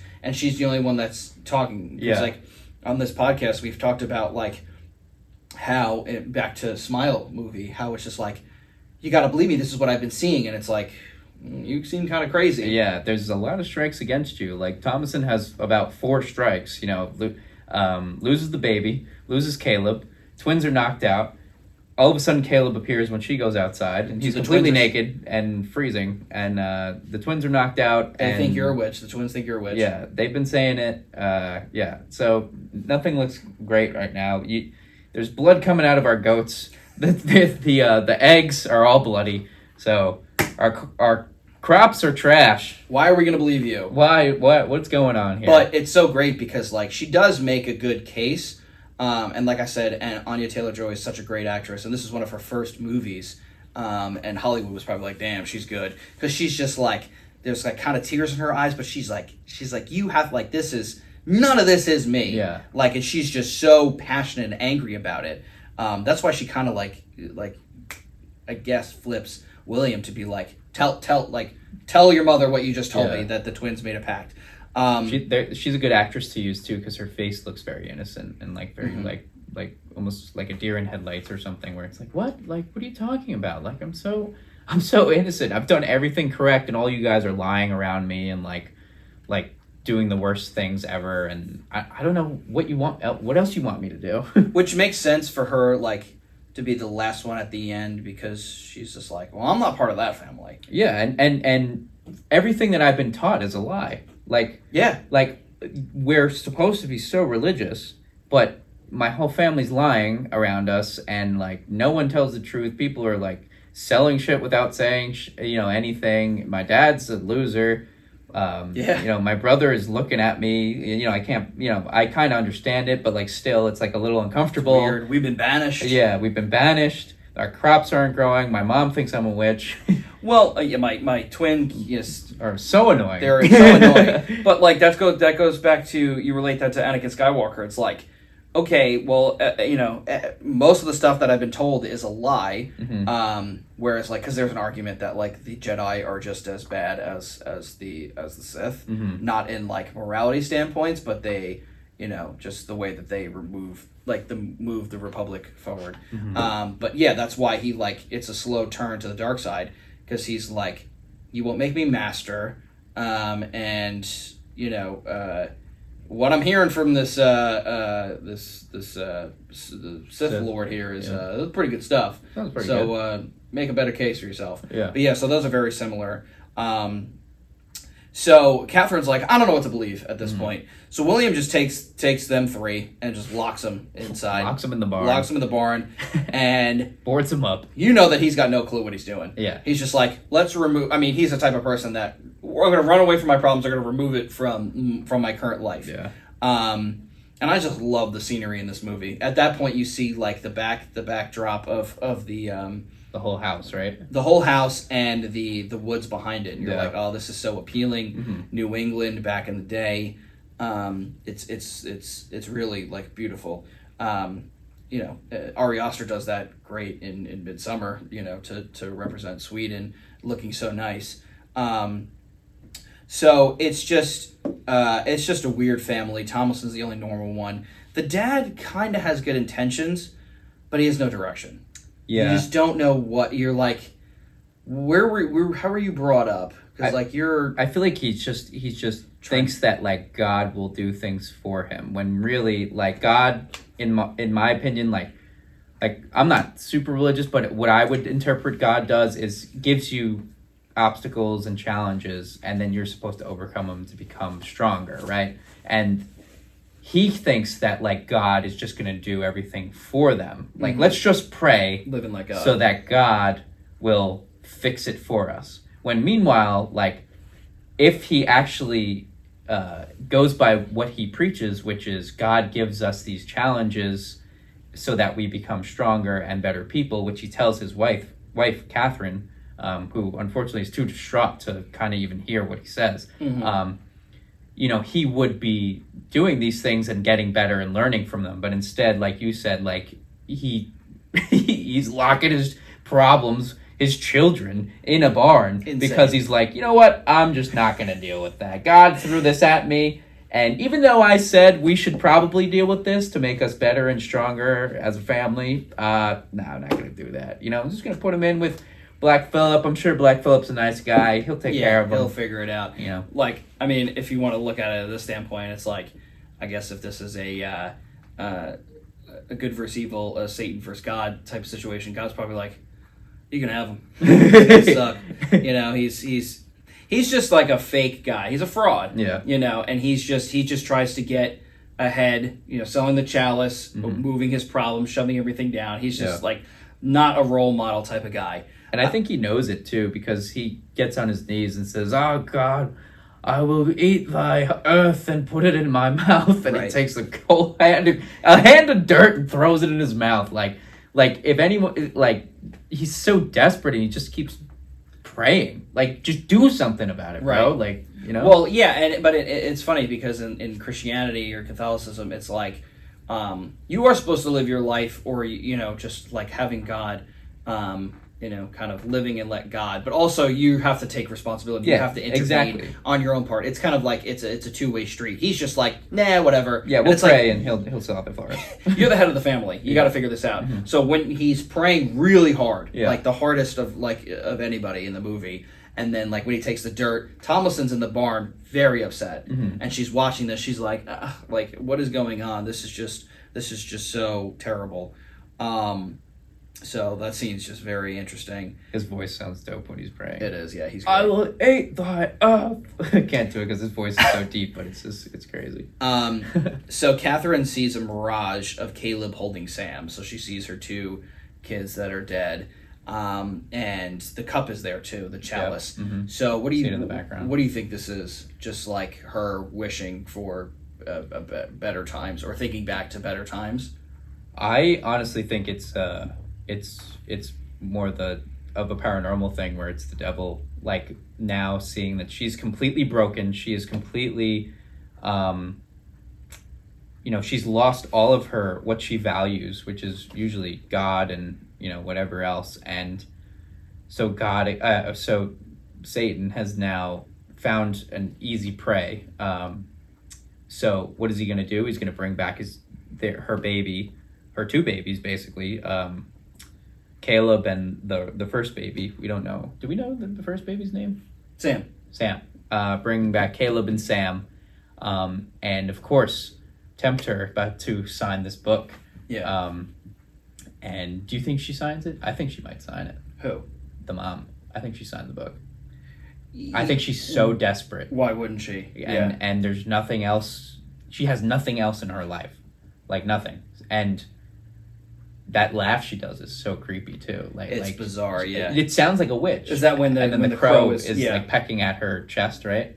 She's pecking at her nipple. Oh yeah, because you see that Sam is breastfeeding. Oh yeah. But that's her imagination. Yeah, But and it's really it's the a crow crow. going And she has the going to book in her town. hand, right? Yeah. Mhm. Yeah. So Yeah, so well, I think she signed her soul over to the devil. she probably does because later on, she after William dies, we'll get to that. She is just full on screaming at Thomason. Yeah. So you're like, okay, yeah, she was going crazy before, but now she's just heightened it. So Her face even looks like more witch-like, I felt like, because she didn't have a hat on, and she just she looked like kind of old. I don't know, or just distraught. But I guess it's a combination of all that put together, and then she just looks more like. yeah, it's she looks even more like a witch. So then Also, we could also talk about how Thomason and the two twins are now locked in the barn, and it's nighttime, and they start hearing a weird creak walking on top of the barn, and then they hear something like and there's the goat or whatever, and then they see the witch or a witch sucking on the udders, oh yeah, and the witch my gives God. out the most blood curdling laugh I've ever heard. Oh, God. It's the worst. Oh, that's so terrible. He so that scene is so disturbing. But then I made the point that Eggers puts crows in his movies. He might have done it in The Northman, but in because crows symbolize death and and he does it in The Lighthouse at the end. Spoiler: at the end of The Lighthouse, Robert picking at the Pattinson body. is just getting destroyed by the crow because he kind of has a beef with the crow in the movie. So I don't know. I guess Eggers likes this, the symbolism of a crow. Yeah. The crows always follow what's his face, Death or the Grim Reaper, I guess you could say. Right. They're always with him. It's usually symbolizes a bad omen. That too. Yeah. Well, what's interesting is remember when the camera cuts to black and we slightly hear Catherine go. Yes. So I think you can assume that she signed the book Mhm. because she's kind of She's relieved Mhm. because she has her kids back Yeah. and and now things are slightly better. She thinks. She thinks. I love the lighting in that too, because it's just that candle that they have, and it's just kind of subtly on her face. You get all the shadows of the room. It looks just so creepy.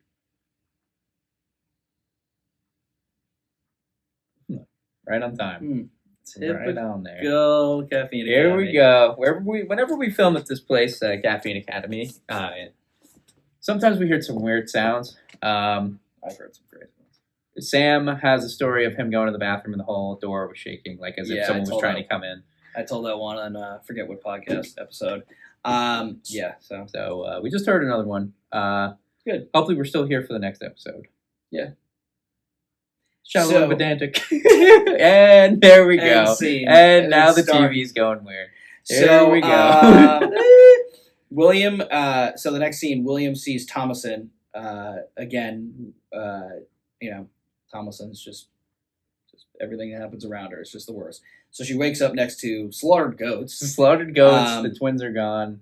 Again, her The whole barnyard is trashed. The wood is as if a bulldozer came through. So again, she's just standing idly by, innocent, near death. The beginning scene, she's just like, I don't know where Sam went. And then, I came back, but Caleb's not here. And then when she goes back to see him, she's, he comes back. And then now she's with slaughtered goats. Slaughtered goats. There's so many goats that are just so dead. It's insane. And the whole barn is trashed. Everything's crazy. Okay, so yeah, there's slaughtered goats, and then all of a sudden, Black Phillip just starts to beat the shit out of William. And Just Aaron uh, Donald's. William. If Aaron Donald was trying to sack Patrick Mahomes and did it with horns on top of his head, Patrick Mahomes would be Well, I guess dead. it makes sense because he's on the Rams. Ooh, that was a good one. Yeah, so all of a sudden he starts he just stabs the dad in the stomach, And then, like, if you didn't think that Black Phillip, because you probably don't if the first time you see it, if you don't think that he is Satan, then This we're is gonna do Black another Phillip. Oh, oh, oh. That's how William probably does. Oh. Thomason's like, take that, bitch. So yeah, so he stabs him, and then he says, right before Black Phillip stabs him again, he says, "Corruption, art my father." I think is what he says. "Corruption, art thou father," which is in the Bible, I think, or in religious terms, is what a character named Job says before he gets killed. I think it's in. Corruption, art thou father, I'm gonna look it up again. or art not thou father? Is he trying to say that like you're not going to corrupt me, or? I would assume so, because he doesn't want to die, so he's not going to say something like, "Corruption, I love corruption. Corruption is great," and then gets killed. Job 17:14, King James Version. "I have said to corruption, thou art my father." I would then raise my hand in class if someone told me that, and be Yeah. like, "Well, does that mean?" Okay, hold on. What exactly does that mean? "Corruption, thou art my father." So this is from Reddit. Job says this when he knows he is close to death, and that is in the Bible. Thus, William both knows he is close to death, but is identifying with Job, which I see as yet another expression of his pride, in that he is so important that God would take a special interest in him. Man, what writing, says Bentho 6 years ago on Reddit. So he thinks that. So William thinks that God, like, has a special spot in him. Yeah. Or for Right. him. Just further indicating his terribleness Yeah. and being like, it's basically him saying, I have to say that. It's like when they give you last rites. It's like usually you confess before you die, like a last confession, so that you can, I guess, get to heaven. Mhm. So I think he's just like, he's so delusional Yeah. that he's like, I'll get there. Yeah, very That's- interesting. That's pretty cool, actually. Yeah, I like because that. I remember him saying that, and I wrote it down, and I was like, but I forgot to look it up, so I just looked it up now. So yeah, that's another, because the whole movie is religious. And it's almost, but it's, well, okay. So now I think that, he says it for a reason. It's almost like he knows that Black Phillip is Satan, because if you didn't know, we know now that he's Satan because he is killing him, and the only people that are left are Catherine and the daughter Thomason. And also, that's the only goat that survived. That's true. Out of all these other slaughtered goats. Right, and it's the biggest. Mhm. But it's also like, okay, I'm going to take out the head of the family. Yeah. But he says that kind of to be like what I just said before, but also protect me, God.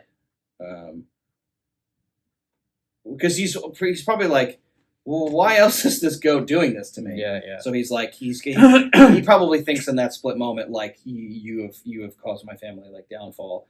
But it's just very interesting that he says that before he died, because he couldn't have said anything. He could have continued to like try to fight him. Yeah. And that goat stab is out of nowhere. Yeah. Oh, yeah. It's just- Because he's staring at Thomason like, are you are you kidding me? What the hell's happening? And then, So maybe so that's interesting that you said that. So maybe the Satan's like, or Black Phillip's like, hey, what are you looking at? You motherfucker. She's mine. Yeah, She's my witch. She is, hey, this is the new recruit. Take your eyes off the new recruit. maybe he would have killed her. Like, he would have just been so angry. Right, yeah, we have no idea. What's been going on, that he would have just. The mom, eventually, as we're going to talk about, Right. goes for it. Basically, yeah. Mhm. But it's it's interesting that you say that. That's like that maybe he was going to kill her, because he's like, this is strike number 7, Thomason. Like, Yeah. you know what? Like, everybody else is dead. I'm going to kill you. Or like, because he's very unpredictable too. But I think that's the way of Satan and Black Phillip, is that we're gonna get rid of this problem. Yeah. I'm gonna get rid of you. Because William's already taken away like at least 6 good noodle stars from Thomason. 6 what? Good noodle stars. The fuck is that? It's a SpongeBob reference. Oh. But like Gold star. every time you do something good. Like SpongeBob gets a good Doesn't noodle he have like stoner. 45 of He them? has so many. And then, of course, when Patrick joins the class, Mrs. Puff takes one away and he freaks out. And he hates Patrick. That's fantastic. So yeah, blood is on Tomlinson's hands, and the mother gets mad, screaming at her. Again, it's Tomlinson just being like, "What the hell's going on?" And then somebody sees her. It's like there was a crime committed, and she was in the wrong place at the wrong time. So yeah. she comes out of the woods without Caleb. She comes, she was hanging out with Sam, and then she peekaboos out of here. Yeah. So it's again her being in a bad situation, trying to figure out what happens, and then somebody else is like, "Well, you obviously just did that." Yeah. So because she comes out and she sees the goat slaughtered, and her husband is now dead. Boy who cried wolf, but the opposite. The boy who cried wolf is actually telling the truth. Is Yeah. a way to put it. But I they guess. don't believe her. Yeah, but they don't believe still. Right, which is very interesting. So the mother is mad, screaming at her, tackles her, and admits all this. And what's the word? Admits all this? Admits. No, like Admits. all this. Admits all this. She still says to the mother, "I love you. Stop. I love you." Mhm. When you're just like, "Oh my God, how good is Tomlinson?" Yeah. Whereas almost she is the closest to a Christ figure, if you will. Yeah. of Because course. she's just like, she's trying to keep the family together, and she's just the best. And despite because in Christianity, Catholicism, it's Jesus turn the other cheek. When Pontius Pilate and basically everybody's against Jesus, he's like, he won't say to them like, "Oh, fuck you, I hate you." Like, if we were getting crucified, I'd be like, "Take me off this bitch, like, fuck off." He still I says, hate you. like it's okay. Well, it's love thy enemy. Yeah. So I don't think it's she's really an enemy to her daughter, but she's amidst this. She's like, "Stop, please! Like, we're the only ones left. Yeah. Like, don't attack me. Like, Yeah. what are you doing? Like, what kind of family have I been living in?" She's like, "Stop! I love you. Like, why are you fucking tackling me? Yeah. I didn't do this." That's why I kind of feel like she was wearing like the most white in all of it because she's like the angel in the family. But yet, no one believes her. It's crazy. Oh yeah. Well, so it's interesting because you get Caleb, or excuse me, you get Catherine with the barrage of her children, and then the crows pecking at her, and then you assume she signs the book. So I thought that she was dead, or maybe like not going to come back. Catherine, Okay. yeah, but then she comes back and tackles Tomlinson, which is, it's so interesting to to analyze the switch, or not the switch, but Tomlinson's eventual path of going towards the devil, because not only does she go to, which we'll touch on, Black Phillip, to be like, "What do you have to offer me?" Mm-hmm. Because obviously it's like, well, what else do I have? What else am I going to do? She just saw her, the goat, Black Phillip, murder her father. Yeah. So you're like, why would you go with him? But it makes sense that everybody else is dead, and that's the articulated plan of Black Phillip. Yeah. Yeah. Of course. And she like everything she's been taught is just a lie. So. Right. So it's very interesting. Like that, it's. I mean, I agree with it, but it's an interesting take that you have, because it's interesting. Well, this is a very interesting dynamic between. This is kind of like the pushback of teenagers or young ones in the 70s pushing back against authority. Mm-hmm. It's like, well, listen to us. Mm-hmm. Where it's Tomlinson's not really saying that, but it's also like you're always. I mean, I guess you're just always told to follow your parents or your authority figures, but it's like, well, they're not automatically right. They know more, but they're not automatically right. So that's an interesting take that you have, where it's just like, well, everything I was taught was a lie. Because it's literally, it's like, you guys have, my whole life have always told me to not go towards what they considered the dark side. But we're so religious, and you guys didn't, my dad didn't stick up for me about the chalice and didn't say anything that he sold it. Believe the twins that I'm a witch. Believe the twins that I'm a witch. My mom hates me, and like all this stuff. And we're supposed to be this so wholesome family that's so religious, but like, so if that's what that is, and why didn't you guys want me to go to the other Mhm. side? I might as well like check it out. Like, it's better than what we have right now, and I have nobody now. So like, and so thanks a lot, God. Yeah, like right. It's amazing how like every time, like the more and more we analyze this film, the more it's similar it is to Star Wars Mhm. and Anakin's eventual turn to the dark side. Yeah. Because he's just like that one scene in Revenge of the Sith when they're like circling around. It's Palpatine and Anakin, and he's like, "I see through the lies of the Jedi," or no, maybe that might not be the line. But anyway, but Palpatine is like he's subtly like and romantically telling him like these are some of the good things about it. It's like you could save your wife from certain death. Yeah. And he's like, "How do you know about the dark side?" Like, Yeah. you can tell he's curious too. Yeah.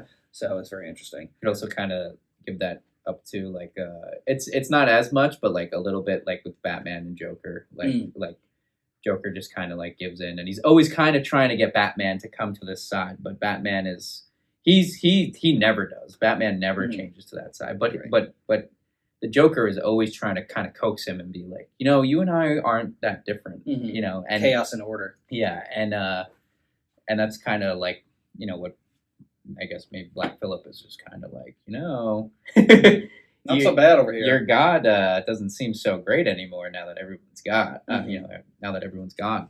Right. Yeah, it's very interesting. So basically, to get the mother off of Thomason, she kills her. She's got a knife And nearby. she's got a knife nearby. The cut is similar to the one that Catherine gave Caleb. Mm. So it was like the one to the head. Mhm. And I'm like, that looks very similar. Yeah. Why? I don't know.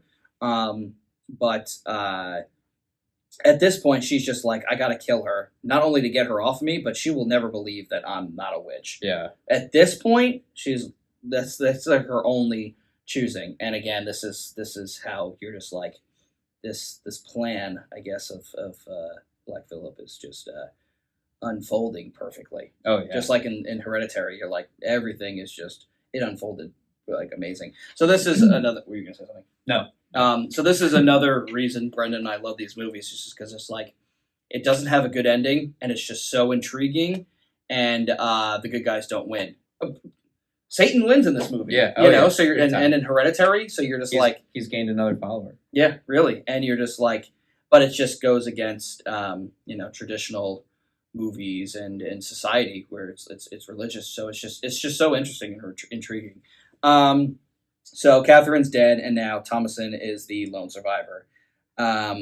So yeah, like I said, so at this point, it's similar to the end of Hereditary when Peter jumps out of the window and he's just silent and goes to a cult. Yeah. In this movie, Thomason just walks into the woods. Yeah.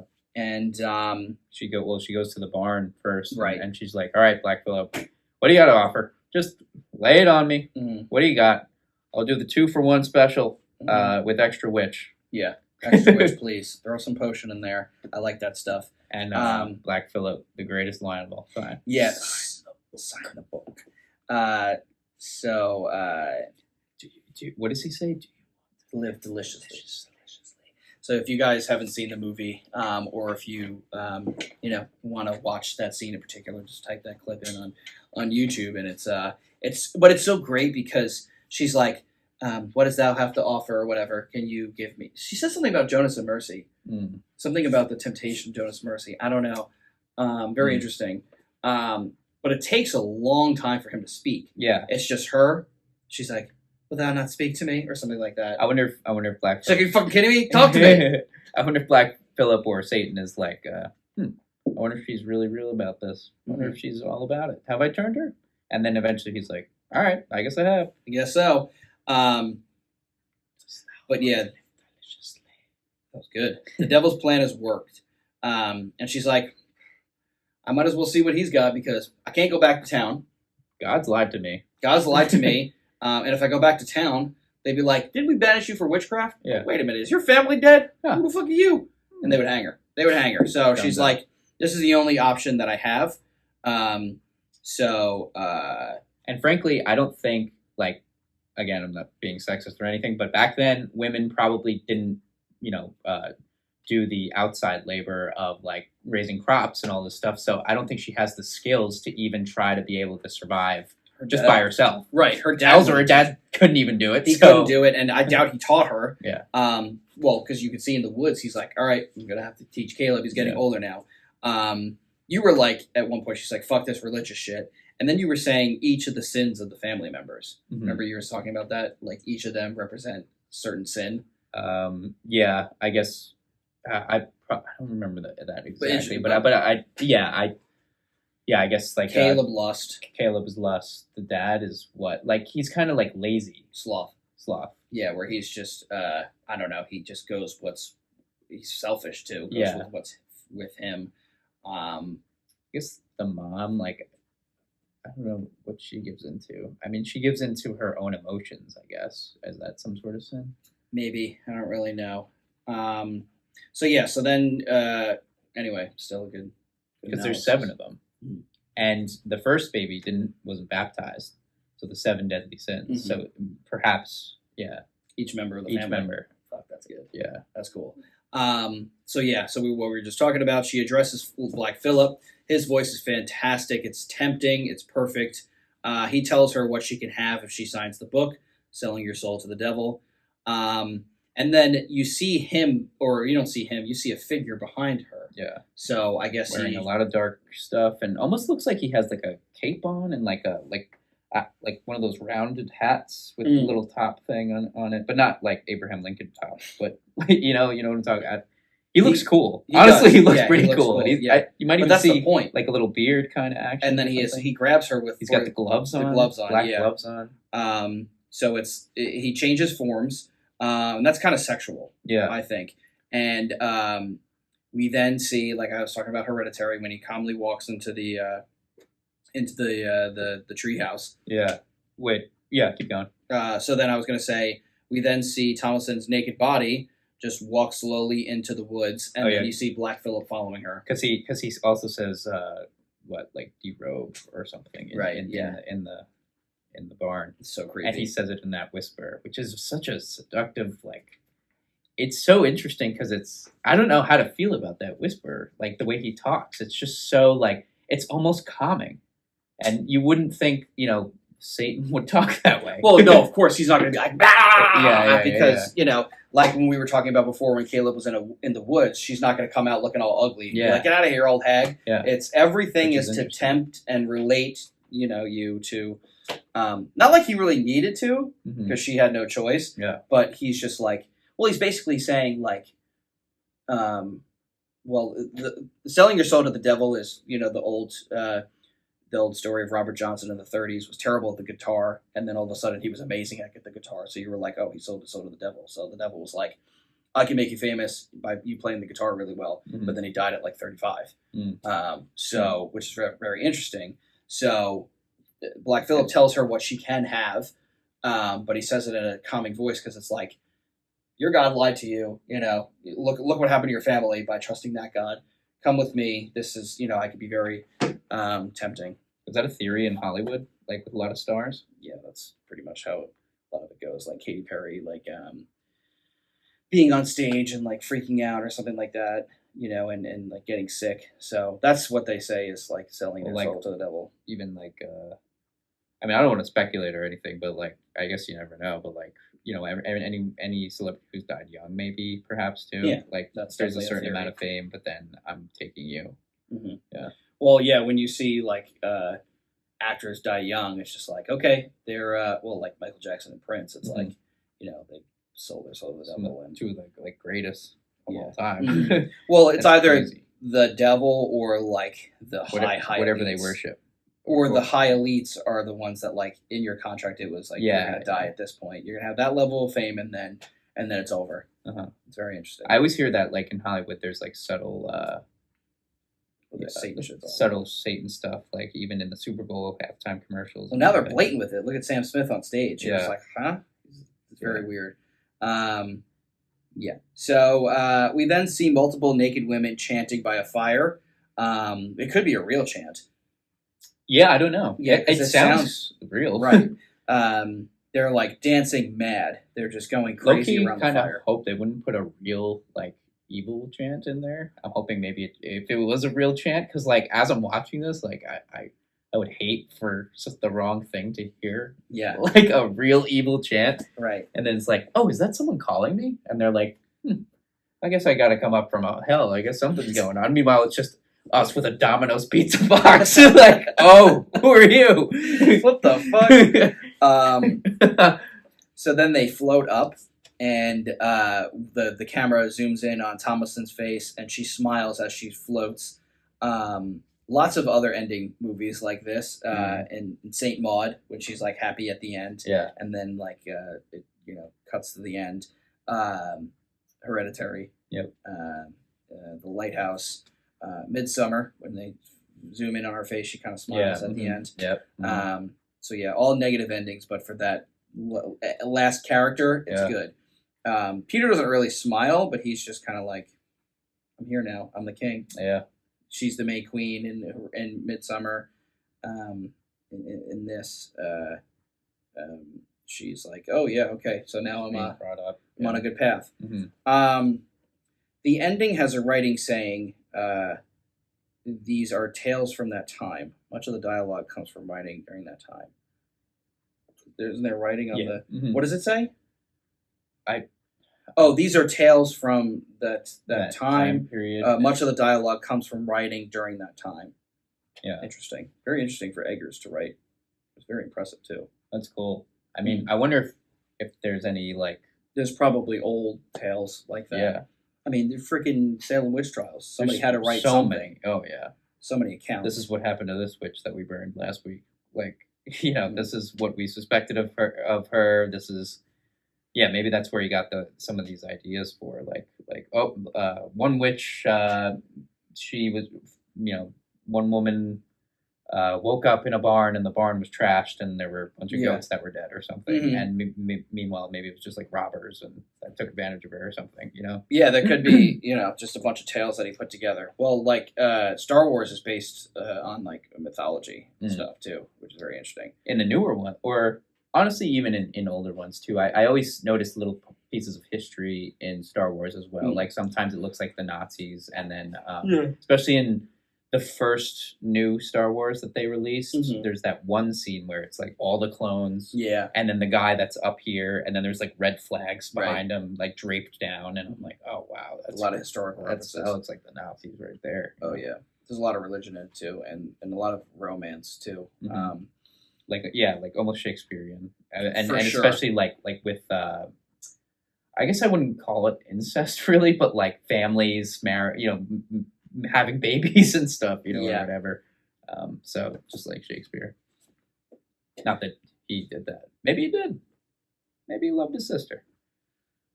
Good friend. We'll never know. Caleb did. This guy would know. He's been dead for a while. What do you think? All right, so scores for this movie, I had it at a whopping 9.5 out of 10. It's my favorite. I love the historical and religious aspects to it. I just love all the the themes that we talked about. And Brendan, 9.2. 9.2. Yeah, I would put nice. So That's a good score. That's a good score. I would give it a 9.2 only because sometimes it is a little hard to understand, and frankly, I just was thinking about what else was missing. For me, I would like to just see like a little bit more, not necessarily gore, but something else that just like really, like the first witch scene when she's mashing up the baby. You want to see more of that, yeah. Like, I would like to see a little bit more of like, oh my God, that was like really disturbing. Because that's like really the only thing. I mean, there's like, obviously, Caleb getting kissed by an older woman is terrible, and then he shows up naked. But it's. I kind of like maybe the gore aspect. I don't know, something that's just like what, like in Hereditary, she's chopping her head off and there's blood going everywhere. Like he goes on fire. Personally, I am a fan of that kind of stuff. It's just like not that I like it per se, but it does make me just feel like, oh, this is awful. Like it just adds to it. So right. Well, that's why you like Hereditary a little more. And like Midsummer, I like that too. This is probably why I like it more because there's not much. I'm not a fan of it. I mean, the last two killing scenes of the parents are, but not really. Yeah. I mean, you see like a little blood come out of his mouth and a tiny stain right here, and then he just. But nothing like freaking the movie we just saw, Evil Dead Rises. God. What was it? Evil Dead Rises in the theaters. Remember you saw Oh that? yeah, that was trash. That was ridiculous. Just like their crops. It was like a 4.7. So a couple themes here. I wrote down like men versus women, kind of like Barbarian. Like Thomasin's trying to keep the family together. The mother is, for the most part, being a mother and doing okay, but she kind of eventually she has like a downfall. Caleb is easily persuaded by the old lady. Religious madness, sticking so hard to your religion, an evil presence wearing down a family. That's definitely a theme to it. And temptation, of course. The twins, Catherine being tempted to go back to the comfort of her home in England. Obviously, Thomasin eventually. So there's there's a lot of Caleb in the woods. There's a lot of temptation to that. So Yeah. just some quick themes there, and I mean there's probably tons, but definitely religion for sure, and then within religion, temptation for a better life or whatever. I guess also like if you think about it, I mean it's not just one singular man, so like it's not necessarily like Jesus in the desert, but it kind of is in the sense because like they're on a journey and they're just in this like barren land that they don't know really much about, and they're being tempted 24/7. They fail miserably. Jesus does a great job. Right. Yeah. They, on the other hand, fail miserably. Yeah. And for sure. It just they can't do it. It's also just like a theme of family dynamic, and it's like let's see how your family would do. Yeah. But also it could also be the theory that we talk about a lot in these movies. It's like, was there even an evil presence? Yeah. Oh Or yeah. could they just have been, maybe Thomasin did lose the baby in the beginning. Mhm. Because we don't really have a perspective of a character. Mhm. We kind of see like it's kind of an outside thing. So maybe it played out differently. Yeah. I mean, yeah. It's because it's I don't know. You know, That could be it. The goat could be just an actual goat. Yep. He was probably not really talking to Thomasin, and they. But they're so ingrained in religion that they think that like these things could be talking to them or like Right. whatever else. Also that mixed with a bit of trauma that you just went through. A bit, yeah, I'd say so. It's will turn anybody crazy and make them think that they're talking about. Right. Well, yeah, I mean, like we said the same at the end of Hereditary. We're like, did any of that actually happen, or Yeah. are they just like all schizophrenic? Are they all schizophrenic? Yeah. Who knows? Well, I mean, because the movie The Witch starts out with them being banished, so maybe like, I don't know. Yeah. Interesting. Like that time period. Imagine being around then. You would be scared as heck. Like it's so easy to be like manipulated back then, Mhm. or even in general, like to just like back then it would just be like, oh, you know what, Sam, you're rubbing your eye kind of weird. People don't usually rub their eyes like that. Mhm. I think you're a witch. Well, that's why I was talking about like there's some of the theory where it's like some of the women weren't doing the typical stuff. They're like witch. Well, it's like going back to that Twilight Zone episode. It's like let's see what these humans are capable of doing. How easy can they turn on each other? Yeah. It's mass hysteria. I wonder if it has anything to do with coming to a new world and women feeling like they were more free and perhaps maybe started to What new world? like coming from England yeah. over and feeling like, I don't feel as persecuted and perhaps this is a brand new start. Why don't we just do it this way? And all Right. the, men or whoever else or whoever stuck to the old fashioned ways Mhm. were like, what are you doing?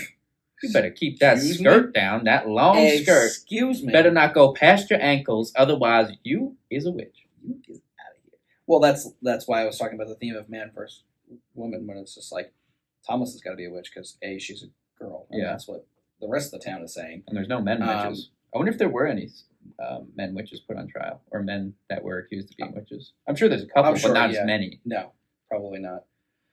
So yeah, anything else? I think that's it. This has been a This long has been episode. a long one. Thank you guys for sticking with us. There's a lot to talk about. We could probably talk about more. Yeah. But this is the way we analyze films. It's a lot of fun. And episode 6, The Witch. What? That's cool that that this episode is a lot about the devil, and we ended on 6. Oh, fuck you. That's pretty scary, actually. I don't like it. That's creepy. Yeah, it makes sense. It ain't 7. That's the angel numbers. That's the sins. Okay, yeah. So that was The Witch. Stay tuned for other episodes, and we might go out in the field. We might do some haunted houses to give you guys some real entertainment. But Can't of wait course, for that. we'll stick with these film reviews. They're a lot of fun, and we got a lot of movies coming up for your entertainment. So stay tuned. Episode 6, The Witch. We out. Good night, San Diego.